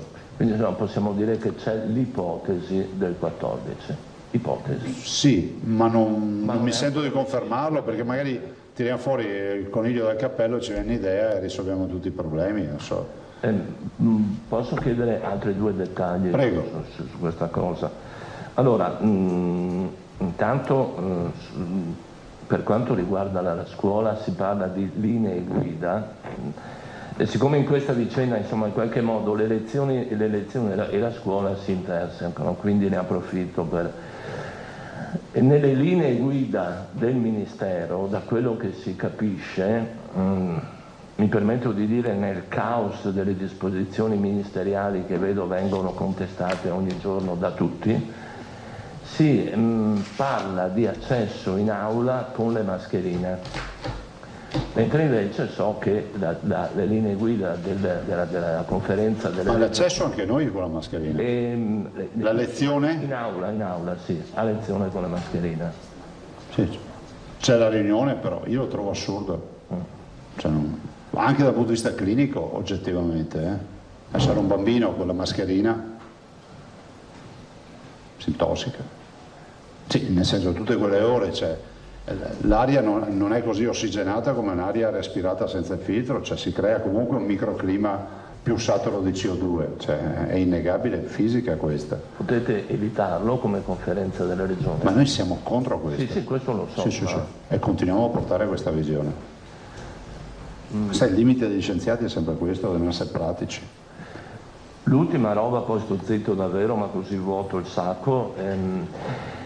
Vi siete un po' beccati a distanza, lei e Giorgia Meloni, sui giornali oggi. Perché? Avete interloquito a distanza, mettiamola così. Per caso vi siete anche sentiti? No, ma scusa, ma perché abbiamo beccati dove? Ma insomma, lei ho visto che oggi parla di autonomia, dice che chi non sottoscrive l'autonomia non farà un passo con lei. La Meloni da parte sua, sempre, parlo di interviste odierne, dice ma la Lega ci chiede di sottoscrivere l'autonomia, comincia a sottoscrivere un patto di fedeltà all'alleanza perché non ci siamo alleati noi con i 5 Stelle. Non ho letto. Non vi siete sentiti? No, scusami, no, io l'ho sentito giorni fa, ma non cambia nulla rispetto a questo. Cioè, di QN, giustamente come tu puoi capire, non sapevo che uscisse un'intervista sua.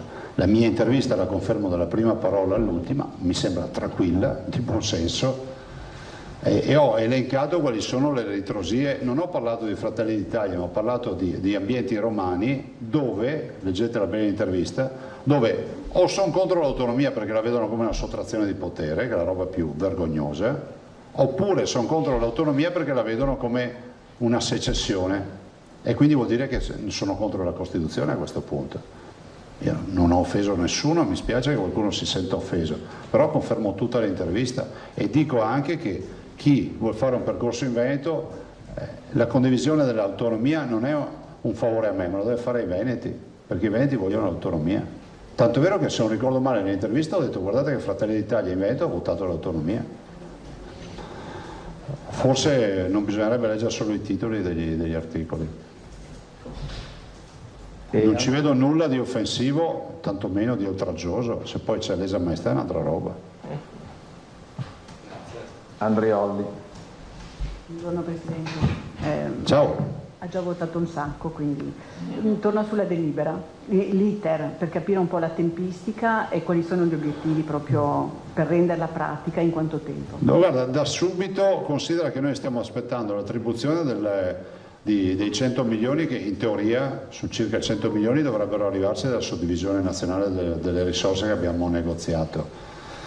Considerate che siamo molto esposti con 230 milioni di spese già fatte. Questi sono i 100 milioni del DL rilancio, che sono i famosi 3 miliardi e quanto?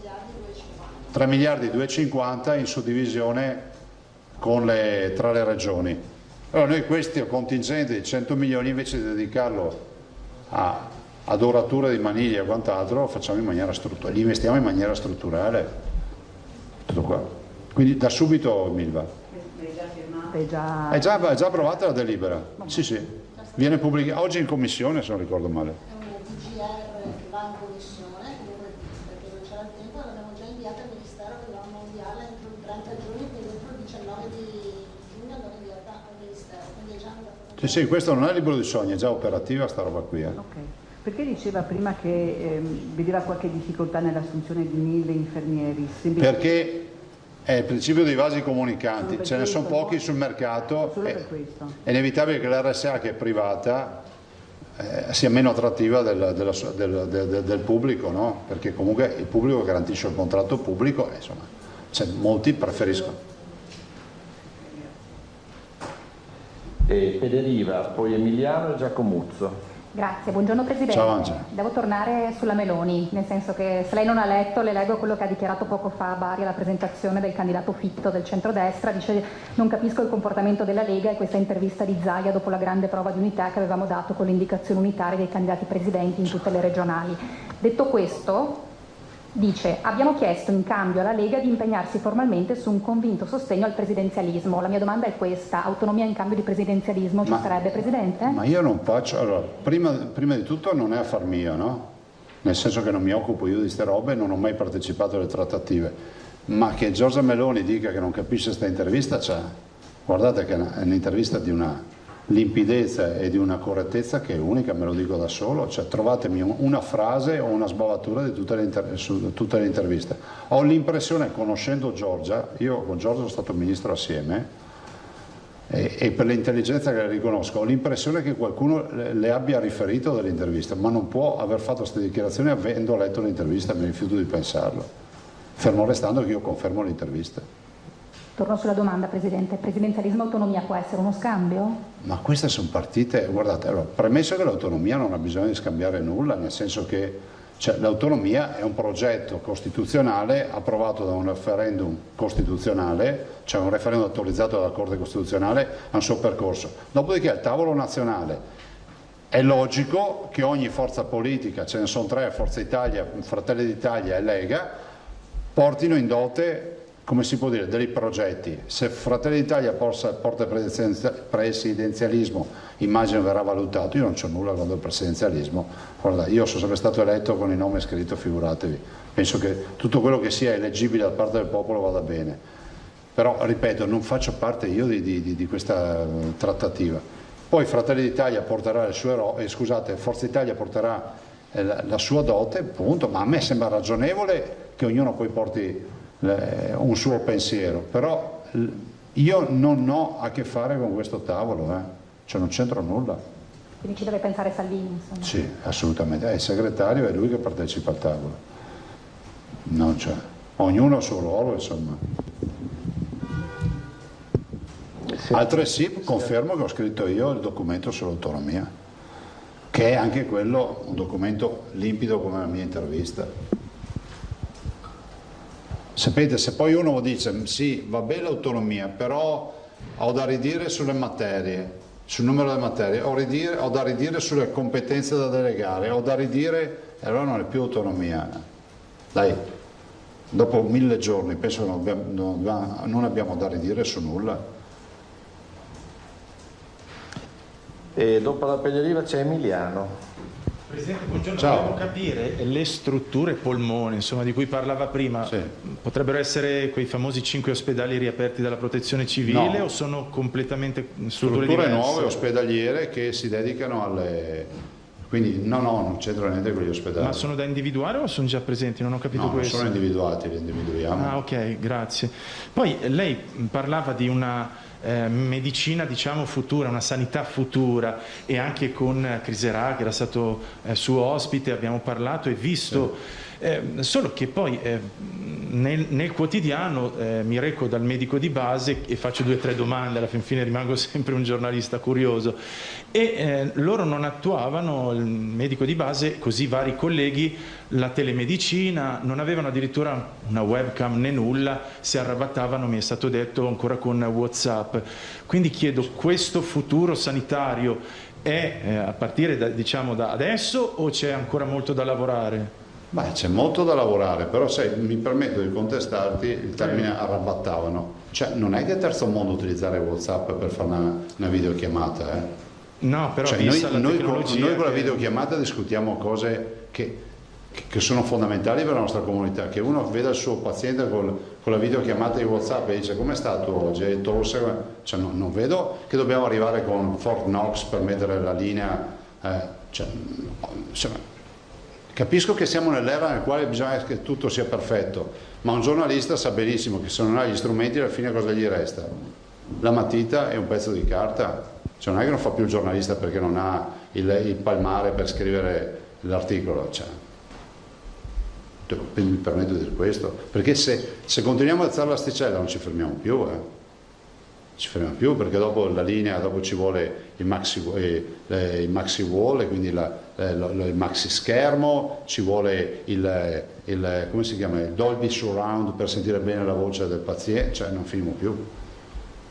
No, però mi domandavo, Presidente, mi permetta, alla fin fine sono sempre accorgimenti, appunto, come diceva lei, la penna e il taccuino personale. Io invece forse ho capito male, leggendo quindi un piano proprio d'attacco sì, ma certo che si fa, quindi con strumenti, investimenti. Ma abbiamo dei bei progetti con i medici di base, Emiliano, assolutamente sì, ma poi anche il dottor Criserà ve l'ha detto quel giorno, cioè, non è che tutti avranno lo strumento per fare l'elettrocardiogramma. Cominciamo con le medicine di gruppo, cominciamo con quelli che magari si sono candidati, magari iniziamo con quelli che sono i più giovani, che sono più avvezzi alle nuove tecnologie. Non è mica un limite dei più anziani, è un fatto generazionale, no? I bimbi utilizzano molto meglio di noi le nuove tecnologie di come le utilizziamo noi, e noi meglio di quelli che sono più vecchi di noi.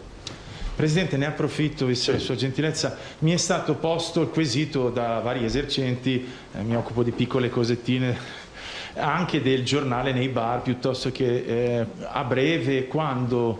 Visto stiamo che tentando di scrivere l'ordinanza. Ho incontrato questa mattina gli operatori che fanno definiamolo le copertine dei giornali, quelle con le pubblicità, e gli stampatori, e stiamo tentando di scrivere un'ordinanza. È già 2 o 3 giorni, ve lo anticipo, che stiamo tentando di vedere se mi sta in piedi un'ordinanza per riportare i giornali ai bar. I bar, insomma, il fatto che il giornale sia un giornale di comunità, no? Al quotidiano. Grazie, Presidente. Prego. Giacomo, so poi la collega Nuovo Terraneo. Buongiorno, volevo chiederle, Presidente, il tema di scuola. La Regione Puglia, in particolare l'assessore all'istruzione, ha annunciato l'assunzione di voler assumere a tempo indeterminato personale, sia ATA che insegnanti, ovviamente in modo provocatorio, penso, anche se poi l'assessore all'istruzione ha scritto sia al Ministro Azzolina che al Ministro Gualtiero per chiedere l'autorizzazione per finanziare nuove assunzioni, perché da settembre non ce la fa. Domanda, anche il Veneto ha intenzione di seguire questa scia? Ma non è una nostra competenza. Staremo a vedere questo percorso della Puglia, però un invito che faccio a voi è di monitorarlo. Nuovo Terraglio. Sì, ecco, Presidente, io forse volevo anch'io chiedere, la risposta sarà la stessa, che non è di competenza, però me la fanno tante persone e questa domanda, e so che comunque stiamo in attesa delle linee guida del governo, però tutti premono per questi famosi bonus. È un argomento completamente diverso, parlo dell'edilizia. e che non è competenza del Perché il decreto, scusi, ma il decreto si converte penso a metà luglio, una roba quindi fino a metà luglio non abbiamo certezza. Ogni volta viene posticipata questa? No, sono i tempi del decreto, sono 60 giorni, no? Per cui non si potrà sapere niente prima di... No, c'è un testo del decreto che è quello che abbiamo letto tutti sui giornali, del 110% fino a 66.000 euro per il sisma bonus, poi c'è l'eco bonus, però per avere la certezza giuridica deve essere convertito il decreto, quindi diventare legge. Per cui adesso tutti... È prudente attendere la... E ci sono tutti i cantieri lì. Però è vigente il vecchio. È vigente la vecchia legge che parla del sisma bonus, dell'eco bonus e del bonus per la ristrutturazione. Quindi finché non c'è una legge vecchia e c'è una parte di quella nuova che non escludo che possa anche venire modificata rispetto ad alcuni atteggiamenti. Grazie. Prego. Altre domande? Bene. Io vi ringrazio, cedo volentieri la parola al Sore Lanzarin. Grazie, buongiorno.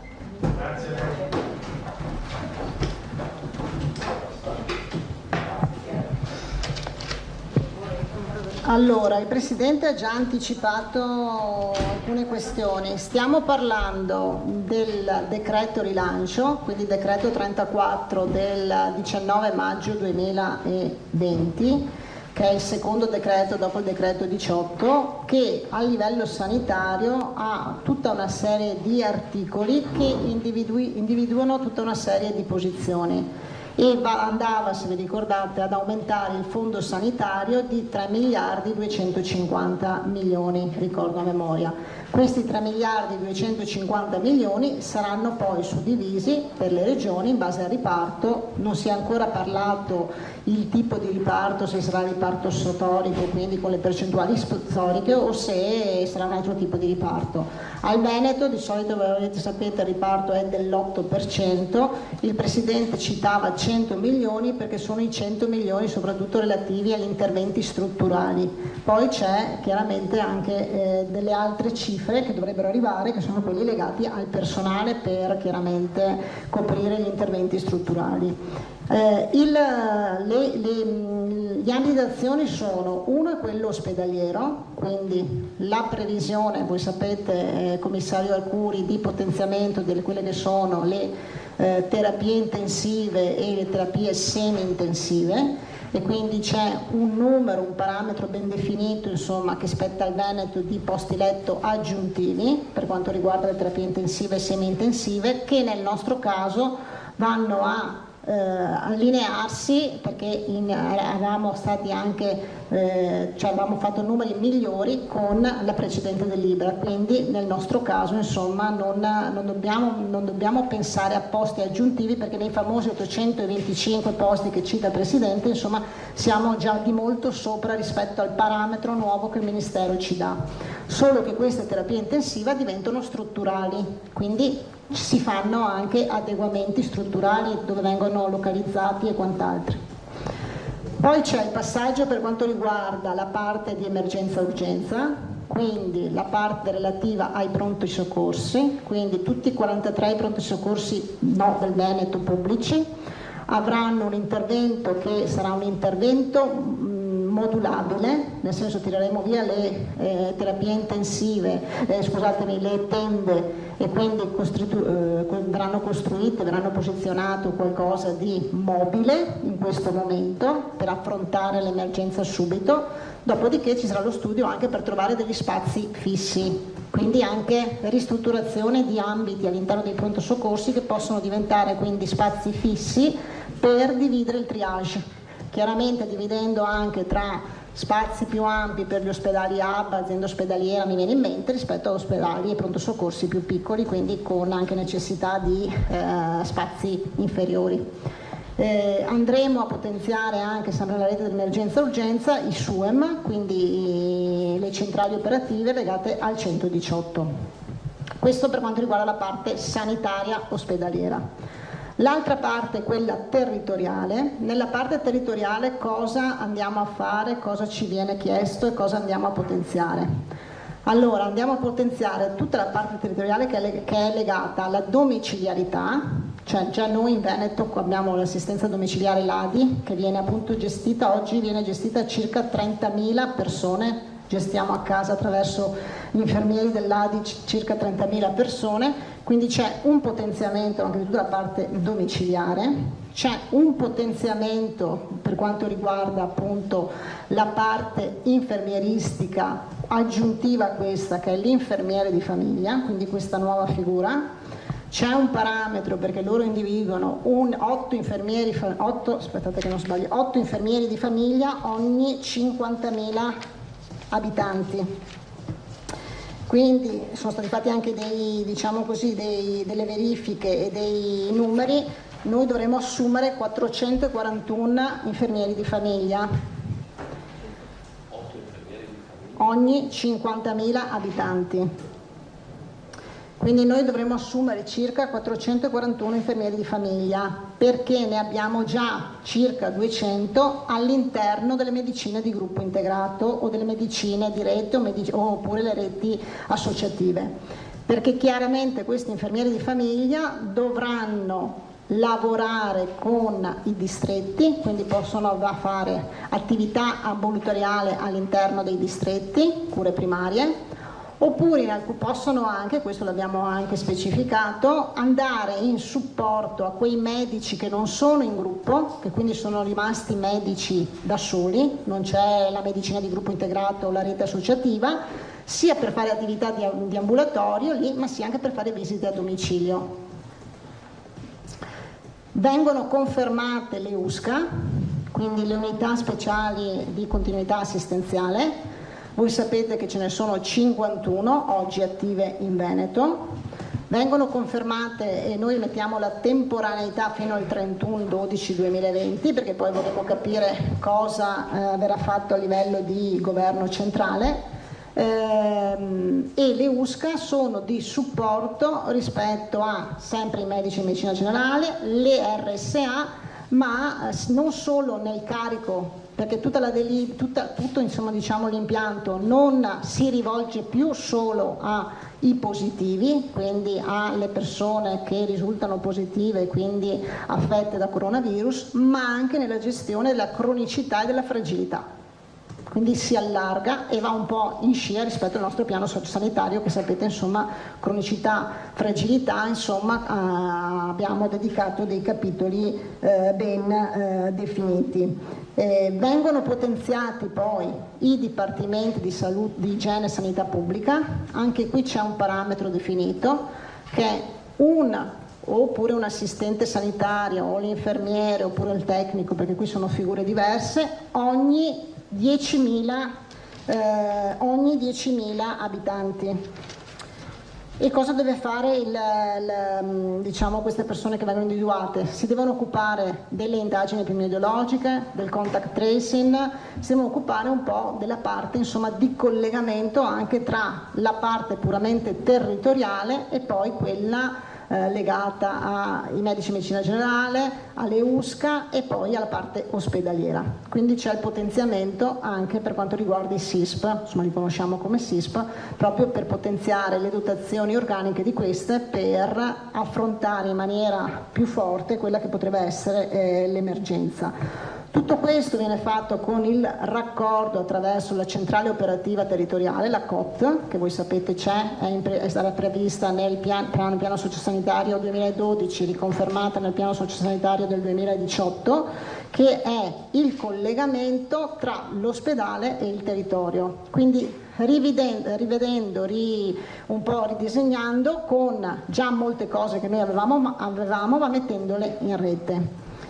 C'è poi il capitolo specifico sulle RSA, sui centri servizi per anziani, in cui noi prevediamo 3 livelli. Il primo livello è quello del direttore sanitario. Quindi prevediamo questa figura, una figura con dei parametri ben definiti, con anche qualifica e quindi tipologia, quindi laureato in medicina e chirurgia con specialità in igiene e sanità pubblica oppure specialità equivalenti. Individuiamo un direttore sanitario ogni circa 100 ogni 230 posti letto, quindi una struttura può possono condividere il direttore sanitario tra più strutture, e viene poi inserito e pagato dal sistema sanitario regionale.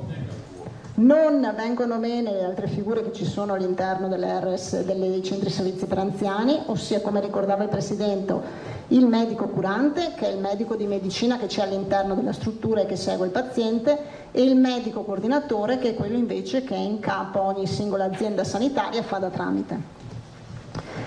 Manteniamo il team specialisti che durante la fase di piano di sanità pubblica sono stati costituiti e sono entrati all'interno dell'RSA, all'interno delle strutture per anziani, quindi team di dottori specialisti che con le USCA e con altri professionisti sono entrati nelle fasi più acute e hanno gestito quindi un po' le situazioni più difficili e più a rischio, con quindi il geriatra piuttosto che l'infettivologo, piuttosto che quello della prevenzione e quant'altro. E poi il terzo livello che diceva il Presidente, qualora ci dovesse, quindi è una possibilità che noi mettiamo, qualora ci dovesse essere un'altra epidemia di dimensioni come questa, o comunque insomma situazioni come quelle che abbiamo vissuto, prevediamo di individuare una struttura per provincia e di individuare un sovrintendente, insomma, tra i direttori sanitari che gestisca questa struttura, in modo da evitare che ci sia la commistione, come c'è stata, insomma, tra strutture che avevano positivi, negativi, insomma, che diventava difficile anche la gestione. Quindi anche un'azione, insomma, di questo tipo, che va a dividere i percorsi, renderli più separati, e anche poi con l'avallo di un'assistenza sanitaria più forte. Questa nell'ipotesi che si riverificasse però situazioni come quelle che abbiamo verificato.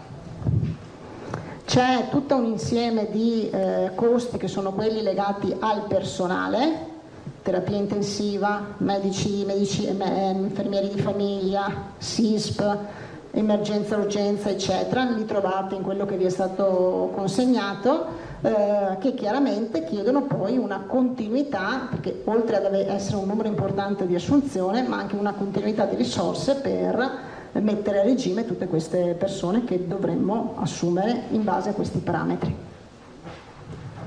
Domande? Pederiva.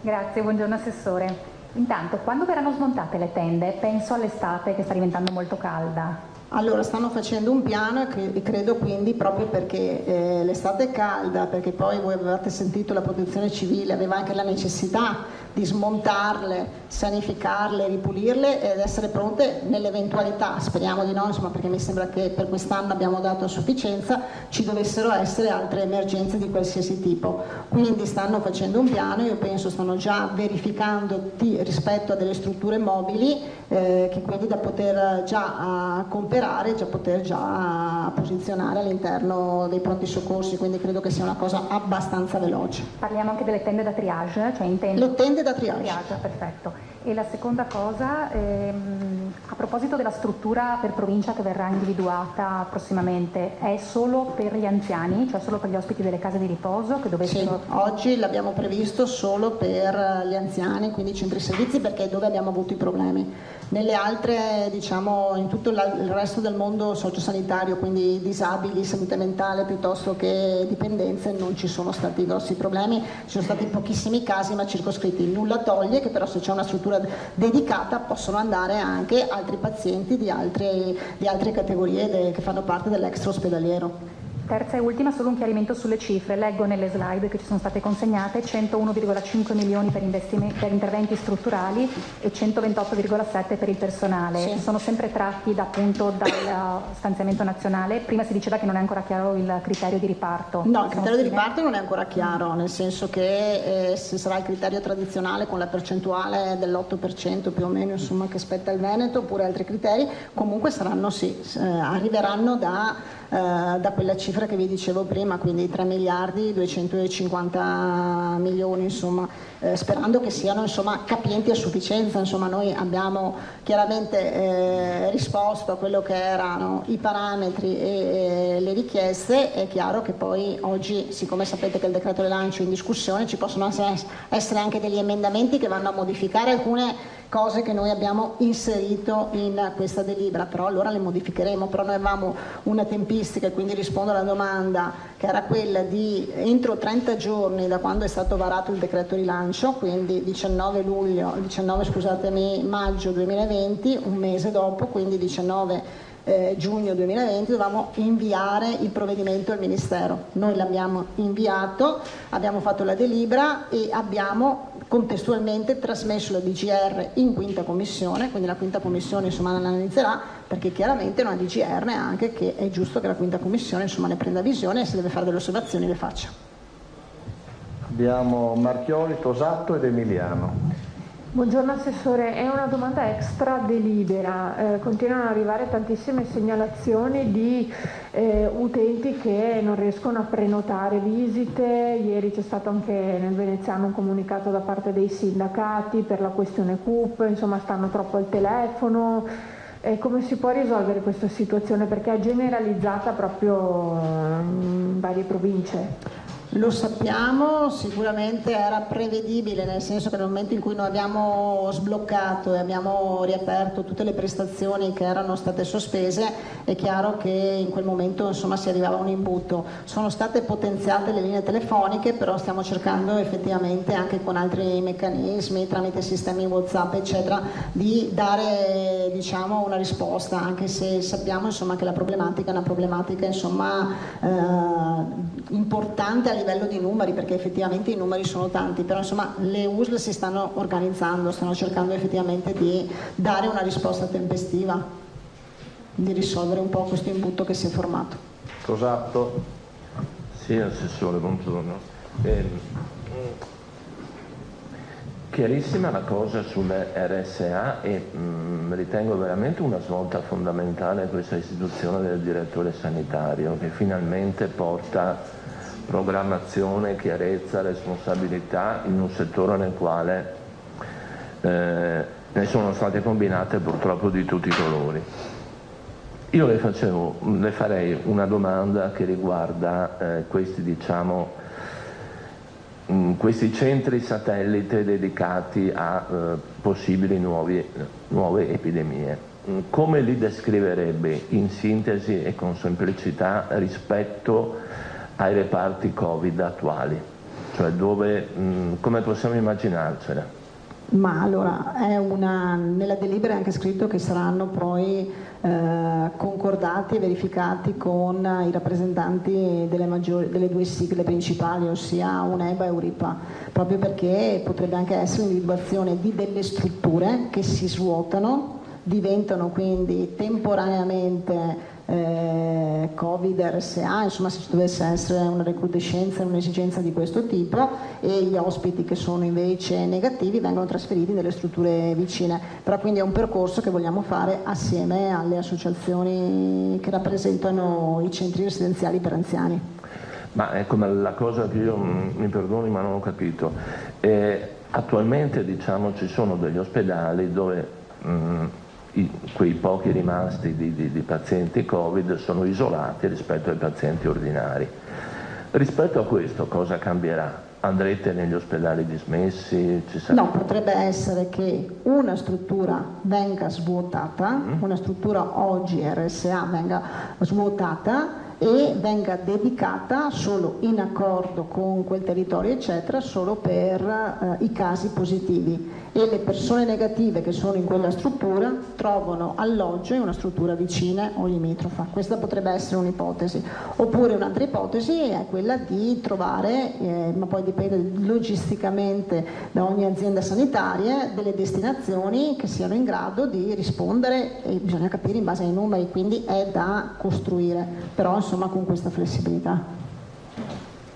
Grazie. Emiliano. Assessore, buongiorno, resto colpito anch'io dalla nomina del direttore sanitario. spero di non banalizzare la cosa, quindi posso chiamarlo un po' l'uomo di fiducia da parte della Regione, e volevo capire nei confronti dei colleghi presenti, quindi del medico curante e coordinatore, è lui che ha potere decisionale in ambito di emergenza o altre situazioni particolari? Il direttore sanitario avrà dei compiti ben definiti all'interno della struttura per quanto riguarda appunto sanità pubblica, e quindi rispetto anche a quella che è l'organizzazione interna. Rimarrà poi il coordinamento a livello aziendale tramite il medico coordinatore. Noi riteniamo che questa sia anche un alzare la qualità, ma anche l'attenzione, se vogliamo la sorveglianza, e se vogliamo anche proprio per garantire sappiamo che all'interno di queste strutture oggi le persone sono persone che hanno sempre più bisogno anche di carico assistenziale, indipendentemente dalla pandemia, dal coronavirus e quant'altro, ma sappiamo insomma, se qualcuno frequenta queste strutture, che ormai sono strutture insomma, che hanno bisogno anche di un carico assistenziale importante, una figura di questo tipo sicuramente va nella direzione anche di dare una risposta anche a questo. Volevo capire però, sono due figure ben distinte, una è pubblica, diciamocelo, e l'altra è privata, quindi con un interesse non solo sanitario ma anche, ahimè è brutto a dirlo, economico. Queste RSA sappiamo alla fin fine di che natura insomma sono fatte. Volevo capire come si coordinano queste due figure, quindi una ha un interesse pubblico, l'altro invece di salute, di sanità, ma comunque sempre privato. Ma l'interesse deve essere sempre pubblico, io credo, indipendentemente da che nomini uno o nomini l'altro, perché alla fine comunque ricordiamoci che all'interno di queste strutture vengono erogati LEA, livelli essenziali di assistenza, e vengono erogate quote del servizio e del sistema sanitario. Grazie Assessore. Andrioli e Giacomuzzo, giusto? Se ho capito bene, è per gli anziani in caso di ritorno dell'emergenza, certo. In ogni provincia un riferimento. Solo in quel caso. Solo in quel caso lì. Seconda cosa, sulle cifre non mi tornano il conto. 101,5 milioni per interventi strutturali, questa è la delibera da 100 milioni, è questa. Sì. Poi sotto però 128,7 milioni per il personale, quindi come la devo leggere la delibera da 100 milioni? Allora, i 101 milioni sono gli interventi strutturali, quindi terapie intensive, sì. Pronti soccorsi, SUEM, quindi lavori strutturali. Il resto sono il personale, perché tipo per le terapie intensive ci vogliono, cioè per i posti aggiuntivi ci vogliono 55 milioni, per gli infermieri di famiglia 13 milioni, quindi sono quelli che vanno in attuazione degli interventi che esatto. Sì, perché il posto in terapia intensiva non è il posto spurio, no, poi ha bisogno di tutto il personale. E anche quello rientra nel fondo nazionale del decreto. Cioè, dovrebbe rientrare tutto nel fondo, adesso bisogna capire la capienza perché non sappiamo quanto arriverà al Veneto, quindi cioè, noi abbiamo comunque fatto una programmazione in base a dei parametri che ci sono, delle esigenze e quant'altro. Adesso in quello che sarà il riparto vedremo rispetto appunto a quello che arriverà in quota al Veneto, insomma. Potrebbe essere di più, potrebbe essere anche di meno? Non lo so. E quei 128 quindi sono quelli che servono per far funzionare la delibera da 100 milioni, però al grande pubblico... In cui abbiamo anche messo, qui per facilità, vi abbiamo messo anche 29,8 milioni che è il personale che è già stato assunto da marzo, il famoso 1600 persone che sono state aggiunte, quindi che è un personale che noi stiamo già pagando, quello che sono i famosi 35 che adesso saranno arrivati anche 40, sono 30 milioni, sì, i famosi 30 milioni che abbiamo citato già in altre occasioni, se vi ricordate. Ma quelli sono quello che scade a ottobre, esatto. Abbiamo messo solo, però l'abbiamo distinto, se lo vedete, 29,8 milioni che è la somma di 16 e 13 sono il personale già assunto da marzo. Le parti invece, i 98 milioni, quindi i 100 milioni, sono il personale che servirebbe per l'attuazione di tutto quello che vi ho citato. Ok. Però non ha senso che arrivino 100 milioni per le infrastrutture se poi mi manca anche il personale. No, allora è chiaro che dovranno... Esatto, non c'è ancora una cifra di riparto, ma dovrebbero arrivare assieme.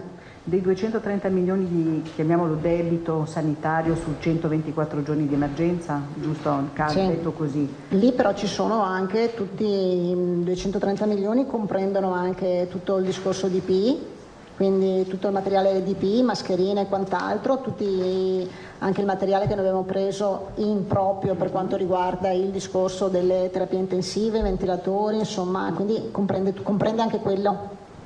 Più il personale, quindi già parte di questo personale, quello fino a marzo è già inserito appunto, quindi un calcolo insomma complessivo tra quello che è stato e quello che sarebbe con l'attuazione. E sono soldi già ipotecati dalla Regione, già spesi dalla Regione? In parte sono già spesi. Sì. E sono fondi regionali? Sì. E in sono parte fondi del Fondo Sanitario Regionale nostro. Ok. Un'ultima domanda, una precisazione anche lì sui numeri. Il Presidente Zaia prima ha detto per arrivare a quota 1000, però facendo i calcoli 211 posti letto, le intensive, più le terapie semi-intensive, e non mi tornano i conti.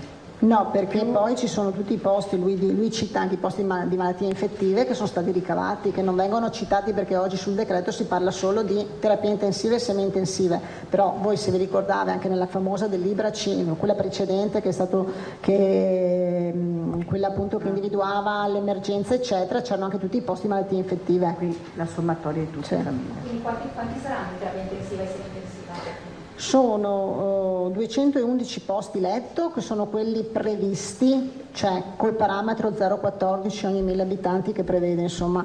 Noi ne avevamo già previsti altri 135 già previsti, quindi sono 135 più 211.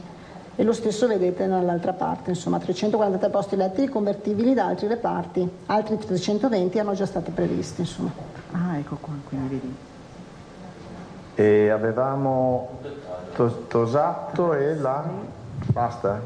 Basta. Sì. Cioè i nostri posti letto erano molto superiori, cioè quelli che noi abbiamo fatto con il piano che abbiamo mandato subito le 2 o 3 settimane, quello che abbiamo fatto con la delibera 522 che era quella di inizio maggio, no?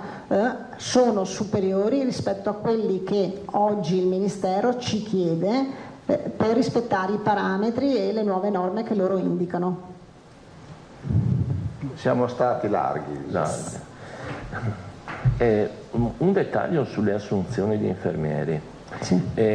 Intanto questi infermieri saranno impiegati nei reparti ospedalieri. L'infermiere di famiglia no, l'infermiere di famiglia sarà assunto dal distretto, dalle cure primarie, potrà lavorare all'interno degli ambulatori del distretto oppure potrà essere dislocato in capo ai medici di medicina generale, soprattutto quelli che sono da soli, che non sono in gruppo e hanno già l'infermiere. Sì, questo sì, ma le nuove assunzioni riguarderanno soprattutto gli infermieri di famiglia? Infermieri di famiglia, SISP, quindi servizi di dipartimento e prevenzione, e poi quelli che sono previsti per mettere a regime i posti di terapia intensiva e semi-intensiva che dobbiamo fare. Ecco, sono 400 in tutto, giusto? Non c'ho la somma complessiva, sono 441 solo l'infermiere di famiglia, sono 400 solo quelli in famiglia, poi ci sono il resto che non sono divisi, però quelli per l'ospedaliero non vi abbiamo dato il dato diviso, cioè quanti infermieri, c'è solo una somma complessiva di quanto ci costa il personale, se vedete non c'è il dato quanti saranno, non ve lo so dire. È realistica la cifra di 1 migliaio di nuove assunzioni? Sì. In che arco di tempo? In teoria da qua a fine anno si pone il problema delle strutture per anziani, per cui insomma è chiaro che non potremmo farlo in maniera simultanea. Minimo aspettiamo quelli che escono a ottobre. A ottobre escono i nuovi infermieri, che saranno circa 600 in Veneto dal corso di infermieristica. L'ultimo dato che mi hanno dato dovrebbero uscire circa 600 a ottobre. Quindi con questi 600 che escono capiremo un attimo rispetto appunto alle posizioni, rispetto alle esigenze. Grazie. E con questo chiudiamo, grazie a voi.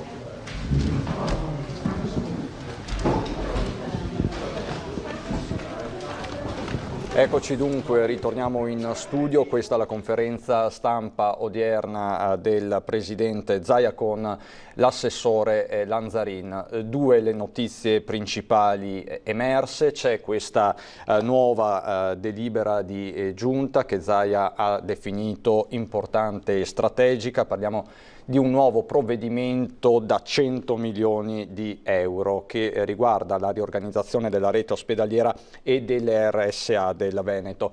Lo avete sentito anche dalla Lanzarin, si prevede l'assunzione di diverse centinaia di camici bianchi di personale sanitario, 1000 assunzioni in più da qui alla fine dell'anno. Questo l'importante annuncio di oggi, ma ovviamente entreremo nel dettaglio di questa delibera nel corso delle nostre dirette e dei nostri telegiornali. C'è poi un fronte politico molto caldo perché ci sono degli attriti importanti all'interno del centrodestra.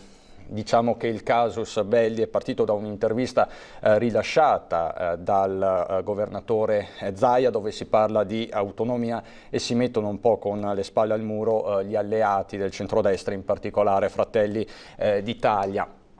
Per farla breve, in mattinata ha subito replicato Giorgia Meloni, che ha ritenuto inopportuna questa intervista. Avete sentito Zaia che ha a sua volta contro-replicato. È il primo fronte politico tra alleati appunto del centro-destra, nella giornata in cui il Movimento 5 Stelle ha annunciato che la campagna elettorale in Veneto inizierà il 27 di giugno. Poi, per quanto concerne le altre notizie di giornata, c'è purtroppo l'incidente avvenuto ieri pomeriggio in Valle Aurina, dove ha perso la vita una quarantenne di origini umbre ma residente con la famiglia, dove era molto nota a Casale sul Sile. Elisa Montanucci il suo nome, e ieri si trovava per l'appunto in Valle Aurina per una gita con la famiglia, con il marito, i figli. Si è allontanata da sola per un sentiero, non ha più fatto ritorno, è partito l'allarme sul posto, l'elicottero dell'Aiut Alpin, ma non c'era più nulla da fare. La salma è stata recuperata nella tarda serata. Elisa Montanucci, quindi di Casale sul Sile. Anche qui tutti i dettagli di questa tragedia nel corso dei nostri telegiornali serali. Ci sono poi altre due notizie di cui darvi conto. La lettera commovente che il Papa ha inviato ad Alex Zanardi. Prego per lei, ha scritto Papa Francesco ad Alex Zanardi, grazie per aver dato forza a chi l'aveva perduta. Un pensiero viene rivolto dal Papa anche alla famiglia di Alex e alla moglie, che come sapete è originaria e vive a Noventa Padovana. Poi c'è tutto il dibattito attorno alle scuole, perché ieri sono state presentate, seppur in via provvisoria, le linee guida per il rientro a scuola a settembre, con quindi aule divise, turni, didattica integrata, didattica online. Di fatto questa proposta sarà valutata poi dal tavolo di confronto fra Stato e Regioni. Ci sono poi tutti i temi legati all'economia, questa fase 3, al lavoro che non c'è, o comunque non c'è come dovrebbe, e a tutte le novità che arrivano dai vari decreti approvati comunque dal governo, su tutti il decreto rilancio che sta prendendo forma anche attraverso i vari decreti attuativi. Di questo parliamo adesso con i nostri due nuovi ospiti, Nicola Atalmi, che è segretario generale dell'SLC-CGIL di Treviso, e Stefania Zazzeron dell'Inca, del patronato Inca, sempre della CGIL di Treviso. Buongiorno a entrambi. Allora, partirei dall'inizio, Atalmi, partirei dagli stati generali dell'economia che si sono svolti a Villa Pamphili, che si sono conclusi poi domenica sera. La CGIL è stata una dei protagonisti del confronto con il governo. Che giudizio ha di questo confronto, di questi stati generali? Ma noi diamo come CGIL un giudizio positivo, nel senso che è stato importante sedersi tutti attorno a un tavolo per capire le modalità della ripartenza. Teniamo conto che quello che è avvenuto in Italia e nel mondo non ha pari, e quindi anche l'utilizzo che c'è stato di ammortizzatori sociali, di strumenti di vario tipo, di sostegno al reddito per affrontare la crisi è stato enorme. e sarebbero soldi sprecati se quelle risorse che sono state messe, in alcuni casi devono ancora arrivare ai diretti interessati e ai lavoratori in parte, sono stati messi, non venissero utilizzati per far sì che alla fine di questi ammortizzatori poi ci fosse la moria delle aziende e dei posti di lavoro, perché ricordiamoci che attualmente abbiamo una cassa integrazione che è straordinaria, che è quella del Covid, che quindi è fuori dai contatori, è diciamo sostanzialmente a carico della fiscalità generale e riguarda anche i settori non coperti tradizionalmente dalla cassa integrazione in deroga.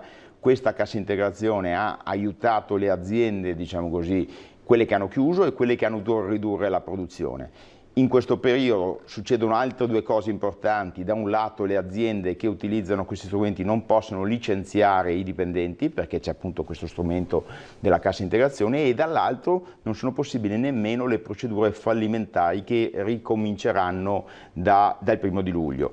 Quindi siamo nella situazione in cui, diciamo così, sono state sparate le cartucce per gestire la fase di emergenza.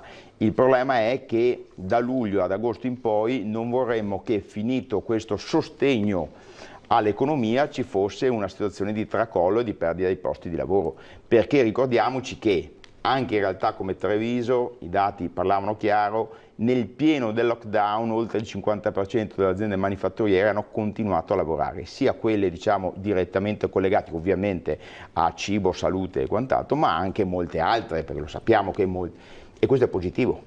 Il problema è che, essendosi chiusa, fermata per così tanto tempo la catena commerciale finale, quindi lo sbocco nel mercato, molte aziende hanno cominciato a produrre, ma se poi non vendi il problema si pone. Quindi la ripartenza dei consumi interni e anche ovviamente, noi essendo il Veneto, delle esportazioni è importantissimo, perché appunto il rallentamento che ci sia è come quando una macchina rallenta troppo, che non si spenga il motore. E quindi noi dobbiamo lavorare su questo e ci auguriamo che ci sia l'impegno di tutti per andare in questa direzione, perché soprattutto in certi settori più piccoli, più deboli, abbiamo paura che alla fine dell'utilizzo diciamo, degli ammortizzatori sociali ci siano parecchie chiusure e quindi licenziamenti. Tra l'altro, a corroborare queste sue parole c'è la Corte dei Conti con un allarme specifico del procuratore generale Fausta di Grazia sul rendiconto generale dello Stato. Taglio delle tasse, dice il procuratore generale della Corte dei Conti, non più rinviabile, agire su lavoro e pensioni. Quindi di fatto non è neanche più una questione politica, è proprio anche tecnico-operativa. Però ecco, io su questo dobbiamo sempre ricordare una cosa: le tasse nel nostro paese sono alte per chi le paga, come sempre. Purtroppo nel nostro paese abbiamo le tasse molto alte anche perché abbiamo anche una grande evasione fiscale. Guardate che quando l'Europa ci chiede le riforme nel nostro territorio, ci chiede le riforme proprio perché dice che bisogna combattere l'evasione fiscale, perché le persone che correttamente, gli imprenditori, i lavoratori, le persone che pagano correttamente le tasse subiscono una concorrenza sleale da chi queste tasse non le paga. Pensate solo al fatto che l'IRAP, che è una tassa che serve poi a pagare e a sostenere la sanità, ecco, in questo momento sarebbe complicato ridurre queste forme di entrata. Poi c'è il tema delle pensioni, senz'altro, ricordiamo, sono state fatte delle manovre molto pesanti per, diciamo così, accelerare e allontanare, scusate, l'entrata in pensione dei lavoratori con la Fornero. Poi c'è stata una piccola correzione con quota 100. Ricordo che durante il lockdown eravamo in una situazione paradossale per cui c'erano operai che dovevano andare a lavorare perché la loro azienda continuava a produrre, e però per le procedure di sicurezza del Covid erano soggetti fragili che sarebbero dovuti stare a casa. In realtà gli operai a 60 anni in fabbrica andavano a lavorare, quando invece le indicazioni era che stessero a casa perché erano fragili. Quindi siamo in una situazione in cui è senz'altro importante intervenire, bisogna sostenere le aziende che fanno sana e buona occupazione qui, perché guardate, un'altra cosa che il Covid ha dimostrato è anche questo: avere delocalizzazioni produttive in paesi molto lontani nel momento in cui c'è un lockdown è un problema. Dipendere tecnologicamente o nella subfornitura da un paese come la Cina può essere un problema, perché nel momento in cui si fermano le frontiere, si bloccano le frontiere per una pandemia di questo genere, molte aziende che avevano la loro subfornitura in Cina si sono accorte che forse converrebbe produrre qualcosina anche qui. Quindi potremmo assistere nei prossimi mesi al cosiddetto reshoring, quindi al ritorno di alcune produzioni che erano state delocalizzate. Noi ce l'auguriamo, però guardate, per fare questo bisogna avere un'imprenditoria che investa nel nostro territorio. Noi non possiamo pensare ancora di essere l'Italia un paese che fa concorrenza sul costo del lavoro alla Romania o alla Turchia. Noi siamo un grande paese industriale europeo e dobbiamo fare concorrenza ai nostri concorrenti come la Germania, la Francia, non con i paesi più arretrati. Quindi serve uno scatto, e quindi anche se arriveranno investimenti importanti, perché l'Europa sta parlando di cifre importanti, è bene che questo investimento vada a questa innovazione. Pensate solo, le famiglie se ne sono accorte con tutti i bambini a casa, le famiglie e anche con tante persone a casa in telelavoro, si sono accorte che noi dal punto di vista dell'infrastruttura tecnologica di internet siamo nel terzo mondo. Se una persona non aveva la fibra a casa, se aveva un genitore a casa in telelavoro e un figlio a casa in didattica a distanza, si bloccava tutto. Abbiamo raccontato tante storie di questo. Pensate alle imprese, no? Perché io mi dico, questa è una famiglia, pensate a un'impresa che non è in grado di avere un'infrastruttura tecnologica come internet ad una velocità decente.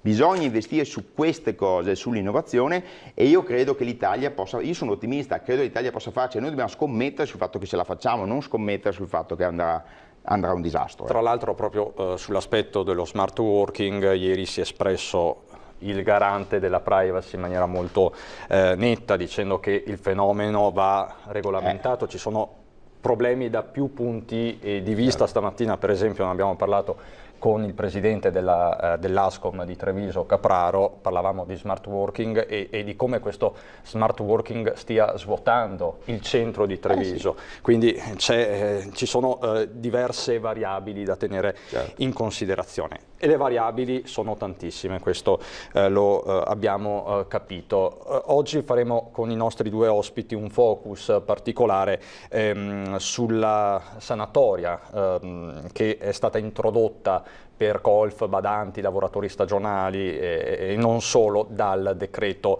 rilancio. Potete intervenire in diretta, vedete il numero 0422 1626 764 e c'è già una telefonata tra l'altro, quindi do il benvenuto al nostro telespettatore. Buongiorno, chi parla? Buongiorno, parla Sandro. Buongiorno Sandro, da dove chiama? Da Padova. Dica. Ecco, volevo accennare quei poveri giudici onesti che si trovano a giudicare in questo momento. È una situazione, penso che sia la categoria più psicologicamente combattuta. Di chi parla, Sandro? Facciamo un esempio. Un Emilio Fede, a 89 anni, per reati minori, che viene arrestato, e un gruppo di assassini che viene liberato in Cassazione o dove chi è stato. Quindi il giudice che deve seguire tutti gli eventi penali italiani si trova combattuto tra la categoria più corrotta d'Italia, che sono i sindaci, perché tutte le tangenti vanno lì. Si trovano con la politica che aiuta assassini, perché è successo questo, perché si poteva tornare indietro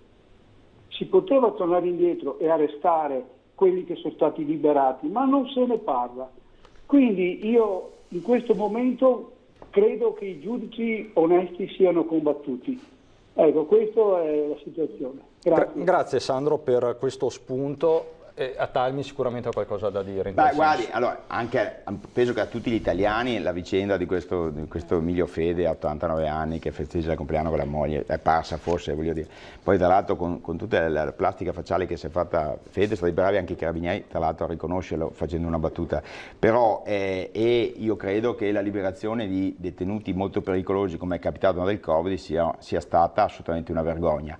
Segnalo che tra l'altro appunto i tribunali sono tutti bloccati, come dicevo prima, e riapriranno tra poco. Abbiamo un arretrato spaventoso in Italia. Uno dei problemi veri anche della competitività è che noi abbiamo un sistema della giustizia troppo lento. per cui molto spesso alcuni delinquenti con buoni avvocati riescono a farla franca, e un onesto cittadino che abbia bisogno di un tribunale che gli dà ragione, faccio un esempio solo perché c'è un fallimento o ci sono avanza dei soldi, se aspetta i tempi della giustizia italiana aspetta tanto. Questo lo dico perché io faccio sindacalista, quindi non mi occupo di giustizia. Adesso se avremo fallimenti aziendali, voi dovete tener conto che per ogni fallimento aziendale c'è magari un lavoratore che avanza il TFR e dopo viene da noi a chiederlo e noi ovviamente cerchiamo di farglielo riavere, o un subfornitore che magari gli ha fornito delle materie prime. E quindi ogni fallimento comporta poi problemi economici a tutta una rete di aziende attorno. Pensate a tutti i bar, ristoranti che purtroppo per il Covid hanno chiuso. Quindi bisogna che la giustizia sia anche veloce dal punto di vista di far riavere i soldi a chi ne ha diritto e far ripartire l'economia sana, perché ovviamente anche un sistema della giustizia che non funziona come competizione internazionale a livello europeo è un problema vero. Diciamo poi che i problemi della giustizia si stanno sommando, perché agli arretrati storici adesso si sommano gli arretrati del periodo Covid, che hanno visto i palazzi di giustizia operare a scartamento ridotto. Ma veniamo al tema che vedete anche nel titolo in sovraimpressione, la sanatoria per alcuni lavoratori, per alcune tipologie di lavoratori. Era stata una misura anche preceduta da un certo dibattito politico, da diverse tensioni anche all'interno della maggioranza. Ricorderete tutti le lacrime della ministra Bellanova, quindi parliamo di regolarizzazione anche del lavoro domestico di colf e badanti. È una delle misure più significative di questo decreto rilancio. E che ripercussioni, chiedo a lei Zazzeron, ha sul territorio trevigiano, veneto, questa misura? Allora, questo decreto rilancio di cui parlavamo prima ha proprio un articolo, il 103, che si occupa dell'emersione del lavoro in nero, sottinteso, e diviso in due commi. Il comma 1, questa appunto è emersione del lavoro in nero, e più la seconda parte, la regolarizzazione dei lavoratori che hanno il permesso già scaduto. Sono due vie diverse. Allora, la prima parte riguarda appunto la regolarizzazione del lavoro in nero. Perciò cosa succede? Che i datori di lavoro che o stanno già impiegando un lavoratore irregolare senza permesso di soggiorno, o che ha avuto precedentemente tanto tempo fa un permesso di soggiorno, possono presentare una domanda di regolarizzazione del rapporto di lavoro o chiedere un nuovo rapporto di lavoro, l'istituzione di un nuovo rapporto di lavoro. Il presupposto è che in questo periodo di pandemia, per avere un controllo della situazione sanitaria principalmente, c'è bisogno che non ci siano persone irregolari che non possono essere controllate. Perciò il Ministero dà la possibilità di assumere questi lavoratori pagando una cifra che sono esattamente 500 euro. L'importante è che il lavoratore che sta già lavorando o che verrà assunto dimostri di essere presente in Italia prima dell'inizio della pandemia, perciò prima dell'inizio dell'8 marzo. Ci sono poi, questo diventa molto tecnico, dei vari modi per provare la presenza in Italia, da un semplice visto di entrata nel passaporto, in un'ospitalità, una dichiarazione di presenza che il lavoratore può aver fatto quando arriva in Italia, perché i cittadini extracomunitari che arrivano in Italia entro 48 ore devono dichiarare di essere qua presenti in Italia. E questa è in modo molto generale quello che prevede la normativa. Perciò i datori di lavoro che vogliono procedere devono essere innanzitutto solamente in alcuni settori, perché poi si è dovuto, appunto, penso che abbiamo un po' seguito tutti la polemica che c'è stata, settori, quali settori, non settori. L'accordo trovato poi dai nostri politici è stato che solo i settori prevalenti, ossia quelli del lavoro domestico, che vuol dire sia normali colf, ma anche le badanti che si prendono appunto cura dei nostri anziani. E poi il settore in cui sembra ci siano più lavoratori regolari, che è appunto quello dell'agricoltura, okay? Soprattutto poi per quanto riguarda alcune regioni in Italia. Perciò questi datori di lavoro possono fare la richiesta, pagano questi 500 euro, il lavoratore dimostrerà la presenza prima dell'inizio della pandemia, alla fine di tutta questa procedura, se va a buon fine, il lavoratore otterrà un permesso di soggiorno per lavoro subordinato, perciò anche se ci fosse poi la terminazione del contratto di lavoro in qualche modo, eccetera, eccetera, il lavoratore è regolarizzato, perciò il cittadino extracomunitario è regolarizzato e può permanere regolarmente in Italia. C'è un'altra parte che è il comma 2, ossia i lavoratori o i cittadini extracomunitari che sono già presenti sul territorio italiano, ma che purtroppo durante il lockdown sono riusciti a procedere al rinnovo del loro permesso di soggiorno, se è scaduto, la norma dice dal 31 ottobre poi, possono chiedere alla questura un permesso temporaneo di 6 mesi, che poi alla fine, se ci sono sempre i presupposti, potrà essere convertito. Anche questi lavoratori devono dimostrare che prima della scadenza del loro permesso di avere lavorato sempre nei settori quelli prevalenti in cui c'è più bisogno sia di lavoratori, ma anche dove c'è magari più lavoro in nero, ossia sempre quello del lavoro domestico, colf, oppure quello dell'agricoltura. Sono due procedure diverse, perché la prima viene fatta dal datore di lavoro, ok? Che porta poi all'ottenimento del permesso al lavoratore che non ce l'ha, la seconda invece viene fatta direttamente dal lavoratore stesso, che presenta in posta il normale kit, quello che poi viene usato per rinnovare i permessi di soggiorno, e che chiede appunto questo permesso temporaneo. Questo in breve molto chiaro. E a livello proprio operativo, come patronato Inca, voi cosa osservate? Quali sono le richieste che stanno andando per la maggiore? Ad oggi nella nostra zona, allora, ci sono tantissime richieste da parte di datori di lavoro, okay, per lavoratori nel settore domestico colf, badanti, moltissime per badanti, perciò o per sé o per i propri familiari, per gli anziani. Al momento, tra le pratiche che abbiamo raccolto o le richieste, 95% sarà per lavoro domestico e per l'agricoltura forse il 5%, anche meno. Quindi lì l'agricoltura incide poco? L'agricoltura incide poco, sì, anche perché poi, vabbè, bisognerebbe approfondire la normativa, però durante il periodo di lockdown il Ministero ha prorogato la durata di tutti i permessi di soggiorno generalmente fino al 30 agosto e per i lavoratori stagionali fino al 31 dicembre, perciò anche chi aveva un permesso scaduto è in ogni caso, per quanto riguarda la permanenza, regolare in Italia. È scattato un automatismo. Esattamente, perciò anche per quello forse c'è meno richiesta per il lavoro agricolo, mentre si sa bene nel lavoro domestico permane ormai da anni un grande numero di lavoratrici che sono senza permesso di soggiorno, perché soprattutto in alcune zone, noi vediamo Ucraina, Moldavia, dove i lavoratori o i cittadini possono entrare senza bisogno di visto, è molto facile entrare in Italia perché non c'è bisogno del visto. E poi una volta che sono qua, la richiesta c'è, la domanda c'è, non ci sono stati da moltissimi anni ormai decreti flussi, perciò non c'è una via regolare per queste persone di chiedere un permesso di soggiorno. Il problema è quello, nel senso che la necessità c'è, perché evidentemente nelle case di riposo posto non ce n'è, i costi sono in ogni caso molto alti, bisogno di badanti c'è. Diciamo che se una cosa ha dimostrato questa pandemia è la valenza delle cure anche domiciliari e dell'assistenza domiciliare. Abbiamo una telefonata, pronto? Chi parla? Pronto? Pronto? Sì, pronto, buongiorno, in linea. Con chi parlo? Sono genovese. Da dove chiama? Pronto? Volevo fare una domanda ai sindacalista. Prego. Mia moglie ha lavorato per 8 anni da Volpago del Montello.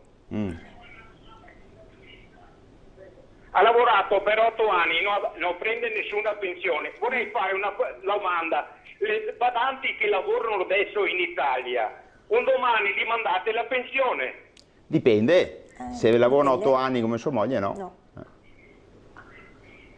Se non hai il minimo Adesso qual è il problema? Che molti... Dipende, ma la mia moglie non l'hai mandata però a tutte quelle signore che hanno lavorato 10 anni prima del matrimonio. Allora, c'è il tema di chi non ha raggiunto i contributi minimi per avere la pensione, e su questo essere italiani o stranieri ovviamente non fa differenza. Il tema che si diceva prima è che una che fa la badante qui in nero non versa nessun contributo e quindi ovviamente non prende neanche nessuna pensione, ovviamente. Quindi sono due problemi assolutamente diversi. Ad esempio nel caso di sua moglie bisognava trovare il modo, perché altrimenti quei contributi erano perduti, per raggiungere il minimo per ottenere la pensione con il sistema contributivo, poi dipende, bisogna vedere la situazione specifica di sua moglie.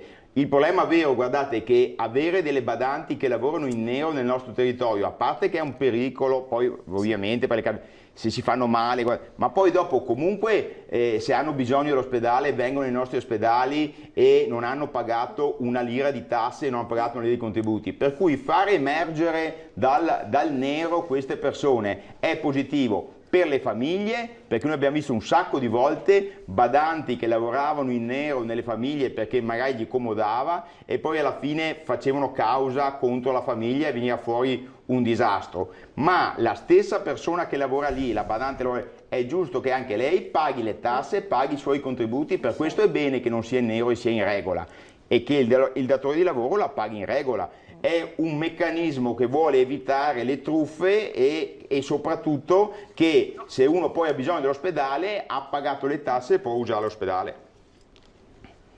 Genovese, è chiaro, no? No, volevo dire, scusi, sì. Volevo dire, ma anche i badanti in regola, un domani, quando raggiungono l'età, gli date la pensione? Vale per come per tutti i lavoratori stranieri, se tu sei con il sistema contributivo, hai raggiunto il livello minimo dei contributi per avere la pensione, parliamo di pensione da contributi, se nel tuo paese c'è ovviamente un accordo internazionale che torni nel tuo paese, io te la pago nel tuo paese, sì, ma guardi che smontiamo una leggenda metropolitana, la stragrande maggioranza degli immigrati che hanno lavorato qui sono tornati al loro paese, i contributi li hanno lasciati qui, questa è la verità in realtà, perché sono pochi quelli che sono riusciti a farsi pagare la pensione nel loro paese di origine, questa è la verità. Molti di loro in realtà probabilmente rimarranno qui e vivranno da pensionati qui, però stiamo parlando della pensione basata sui contributi versati, come per sua moglie, come per queste badanti. Questo è l'unico, diciamo così, è l'unica scriminante, ovviamente i contributi versati. Una volta invece la Super si faceva una cosa intelligente, a un cittadino straniero che aveva versato i contributi qui e che decideva di tornare al suo paese e si impegnava a non rientrare nel nostro paese, gli davamo una quota di quei soldi versati in modo tale che si chiudeva il rapporto. Era molto conveniente ovviamente per l'Italia, ma anche per molti di questi che dicevano io con quei soldi torno al mio paese, sto bene. L'abbiamo tolta perché pensavamo che questo ci avvantaggiasse, invece ci ha svantaggiato. È stato un boomerang, diciamolo pure. E adesso per noi c'è la pubblicità, ci ritroviamo subito dopo.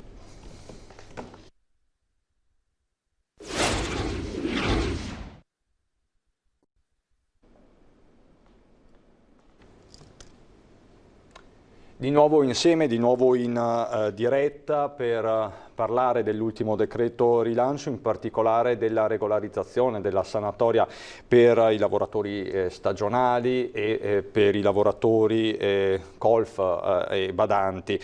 Siamo con i nostri ospiti Nicola Atalmi della segreteria provinciale della CGIL di Treviso e Stefania Zazzeron del patronato Inca, sempre della CGIL di Treviso. Vedo che abbiamo già una telefonata, quindi saluto il nostro telespettatore. Pronto, con chi parlo? Pronto? Pronto? Pronto, è in linea. Buongiorno. Sì, buongiorno. Con chi parlo? Sono Pietro di Conegliano. Pietro, prego. Sì, pronto. Buongiorno, volevo fare una richiesta alla dottoressa Zazzeron. Sì, sì. Vada pure, prego. Sì, volevo chiedere se una signora ucraina col permesso praticamente di soggiorno visa può essere regolarizzata qui in Italia. Ok, Allora, come dicevo prima... Cominciamo con il dire che cos'è questo permesso. Sì, permesso visa io intendo un visto, nel senso che la signora, anche se non ha bisogno, avrà avuto permesso visa, vuol dire visto, perciò è entrata per turista, giusto?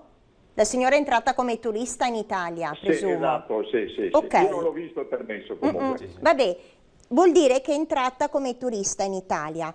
La cosa che la signora deve dimostrare per poter essere regolarizzata è di essere entrata prima dell'inizio della pandemia. Perciò la data di inizio, in questo caso dal Ministero, è stabilita per l'8 marzo. Perciò se la signora ha modo di dimostrare di essere arrivata prima in Italia, per esempio, ci sono vari modi, e potrebbe essere che ha un visto, qualche tipo di visto sul passaporto, che dipende com'è, da dove è entrata, perché se è entrata con l'aereo, magari a terra a Venezia ti mettono il timbro sul passaporto, se invece è arrivata in autobus attraverso l'Ungheria, no. Oppure magari è andata in pronto soccorso nel frattempo perché ha avuto problemi di salute, ha una carta che dimostra, ma anche 1 anno fa, 2 anni fa potrebbe essere, che era già in Italia. Scusi, è 6 mesi che è in Italia. Allora? 6 mesi, basta sì. che dimostri questo. Ok. 6 mesi che è in Italia. Deve poter dimostrare però che era in Italia, anche una scheda telefonica per esempio. Ho capito. Perché a volte giustamente sono in Italia e si prende una scheda telefonica per chiamare a casa, perciò il contratto che hanno fatto con l'operatore telefonico e magari le ricariche, anche quelle sono la presenza.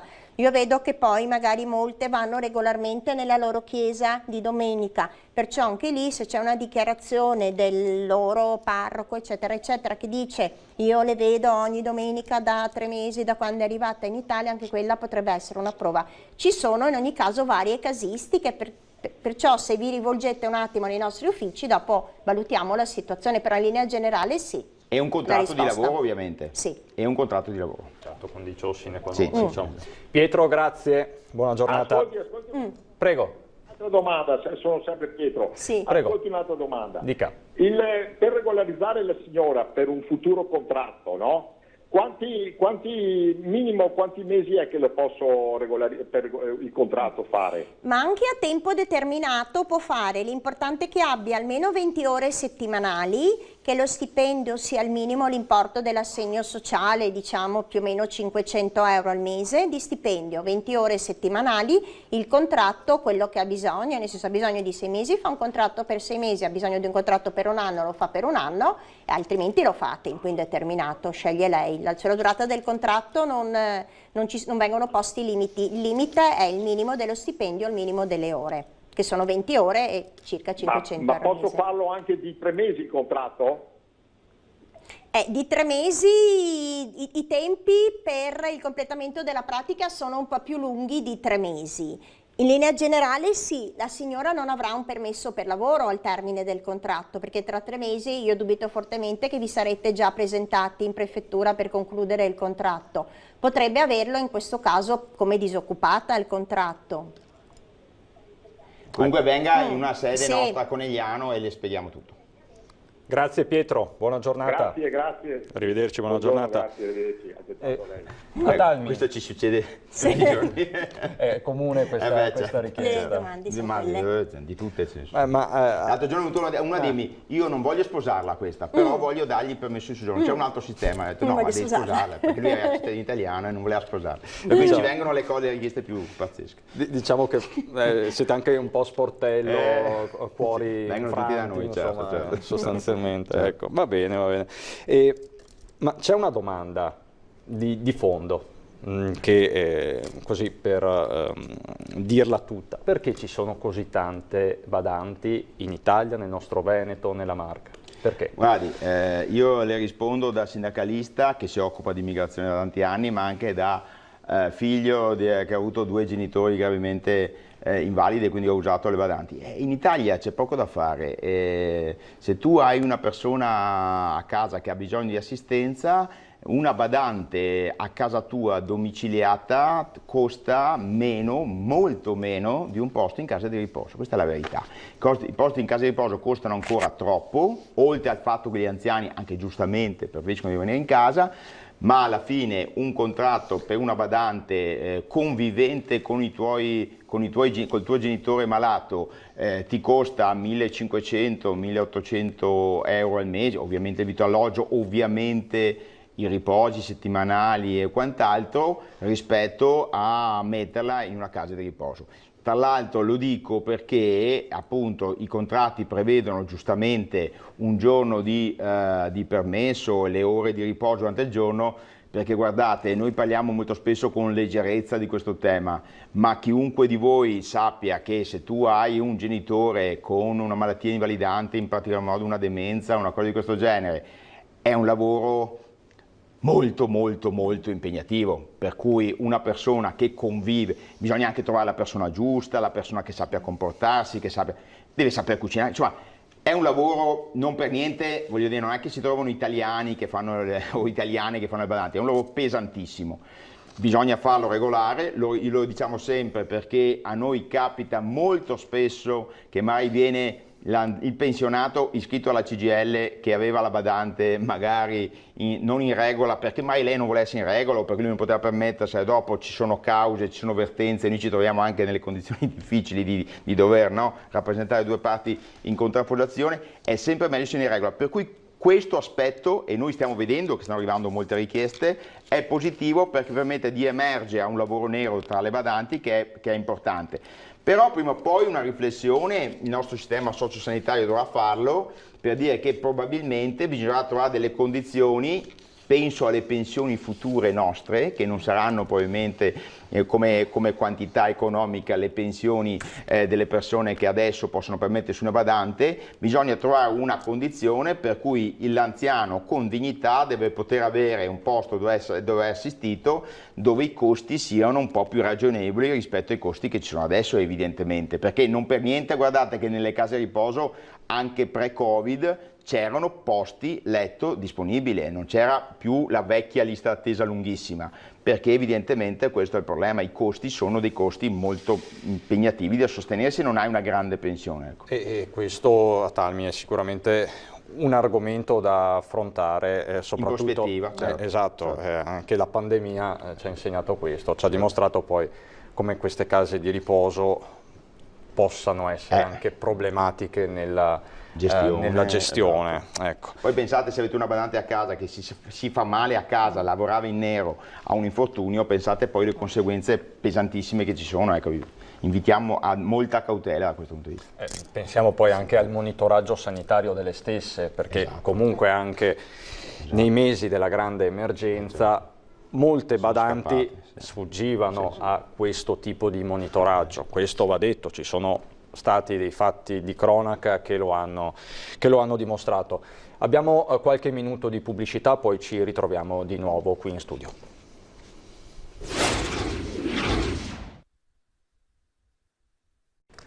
Di nuovo insieme per parlare di lavoro, in particolare di sanatoria, regolarizzazione per il lavoro domestico e stagionale, con Nicola Atalmi della segreteria provinciale della CGIL di Treviso e Stefania Zazzaron del patronato Inca, sempre della CGIL. Mi dicono che abbiamo già una telefonata in linea. Pronto, chi parla? Sì, salve, sono Andrea da Treviso.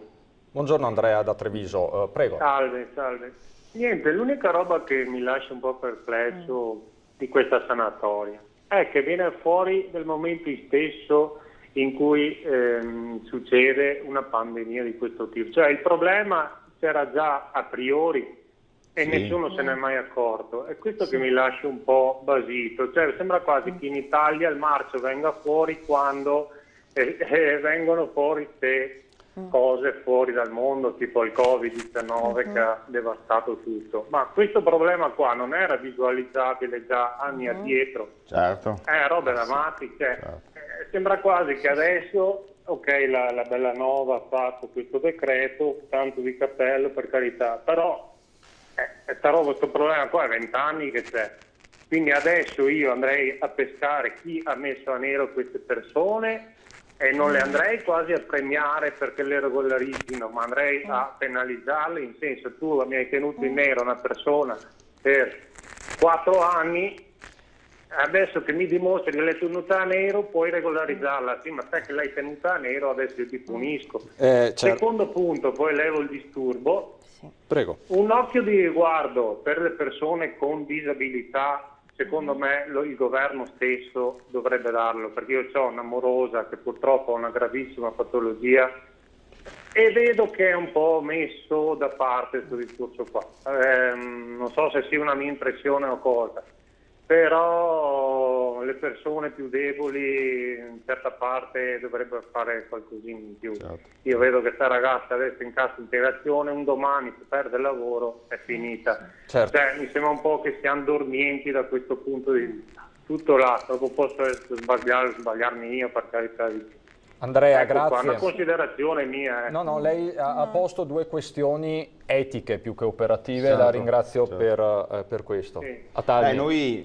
La seconda cosa che ha detto il signore ha assolutamente ragione, l'inserimento lavorativo delle persone con disabilità è drammatico, sono i primi a essere lasciati a casa, molto spesso il collocamento obbligatorio dei lavoratori disabili nelle aziende stenta e fa fatica, e invece sappiamo quanto il lavoro per una persona che ha una disabilità sia un fattore di dignità del cittadino, della persona che lavora, e non quindi uno che ha bisogno di un sussidio, ma vuole e su questo dobbiamo senz'altro recuperare. Nei momenti di crisi i soggetti deboli sono i primi che vengono messi da parte.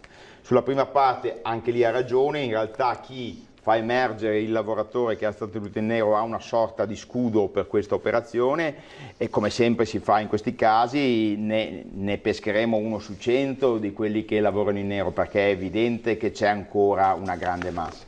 Io aggiungo una cosa che non abbiamo detto prima: per i richiedenti asilo, quindi non quelli che lavorano in nero, i richiedenti asilo che hanno una richiesta perché vogliono dimostrare di essere profughi, in realtà non lo sono perché hanno già avuto un diniego, un secondo diniego, sappiamo che ce ne sono tanti, se possono dimostrare di aver lavorato anche irregolarmente in questi settori e quindi possono tentare di avere questo permesso di soggiorno per 6 mesi per motivi di lavoro, è lì che possono provare a rendersi autonomi e entrare nel mondo del lavoro rinunciando al percorso, diciamo, la richiesta di asilo, perché noi in Italia, lo sappiamo, abbiamo molti di questi ragazzi che sono qui e noi li trattiamo come dei profughi richiedenti asilo, quindi chiediamo di dimostrare di essere dei profughi, quando in realtà sono dei migranti economici che semplicemente cercavano un futuro migliore, cercavano di lavorare.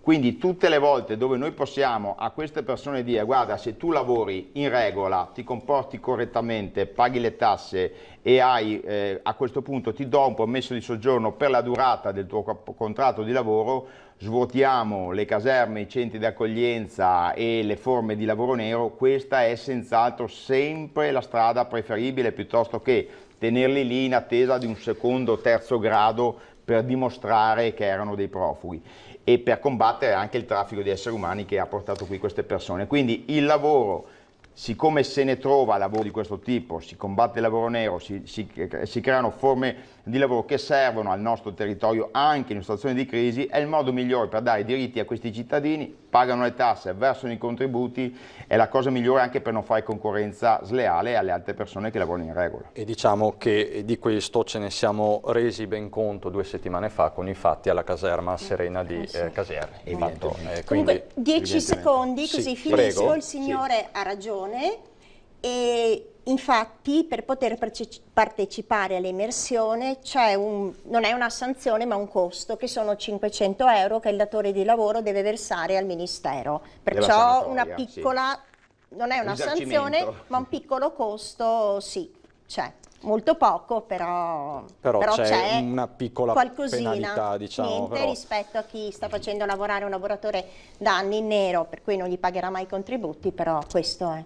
Diciamo che il tema dei soggetti invisibili dovrebbe essere affrontato in modo ben diverso, non con un'emersione così. Sì. Allora vi ringrazio, grazie a Stefania Zazzeron, patronato Inca CGIL di Treviso, e Nicola Talmi della segreteria provinciale della CGIL di Treviso. Buona grazie giornata, davvero, grazie. Perché siete stati molto precisi e abbiamo fornito delle comunicazioni di servizio importanti. Siamo alle battute finali, vi mostro solo velocissimamente il bollettino odierno della Regione del Veneto. I casi Covid ovviamente non sono più i dati, fortunatamente, di un mese fa, e di questo non possiamo che rallegrarci. 2 i casi positivi tra le 17 di ieri e le 8 di questa mattina, uno a Vicenza, uno domiciliato fuori Veneto, quindi di fatto 1 in tutto il territorio regionale, 0 i decessi nelle strutture ospedaliere, mentre mi dicono che ci sono stati due soggetti invece deceduti nelle case di riposo. E qui torniamo al discorso che abbiamo fatto anche con i nostri 2 nuovi ospiti. La notizia di cronaca del giorno è la morte di questa donna quarantenne in Valle Aurina, residente a Casale sul Sile con la famiglia. Il corpo è stato recuperato ieri sera in tarda serata dall'elicottero dell'Aiuto Alpin di Bolzano, quindi c'è profondo cordoglio a Casale sul Sile per questo fatto. Poi 2 le notizie amministrative del giorno date da Zaia. La prima riguarda questa l'adozione di questa nuova delibera in ambito sanitario dal valore complessivo di 100 milioni di euro, che consentirà nuove assunzioni in ambito sanitario, ma vedremo tutti i dettagli nel corso delle nostre edizioni dei telegiornali. C'è poi la partita per le elezioni regionali, anche questa con diversi fronti sia all'interno del centrodestra che del Movimento 5 Stelle, ma su questo vi terremo aggiornati nelle prossime edizioni. Grazie davvero per l'attenzione, noi ritorniamo in studio in diretta alle 17:30. Buon proseguimento.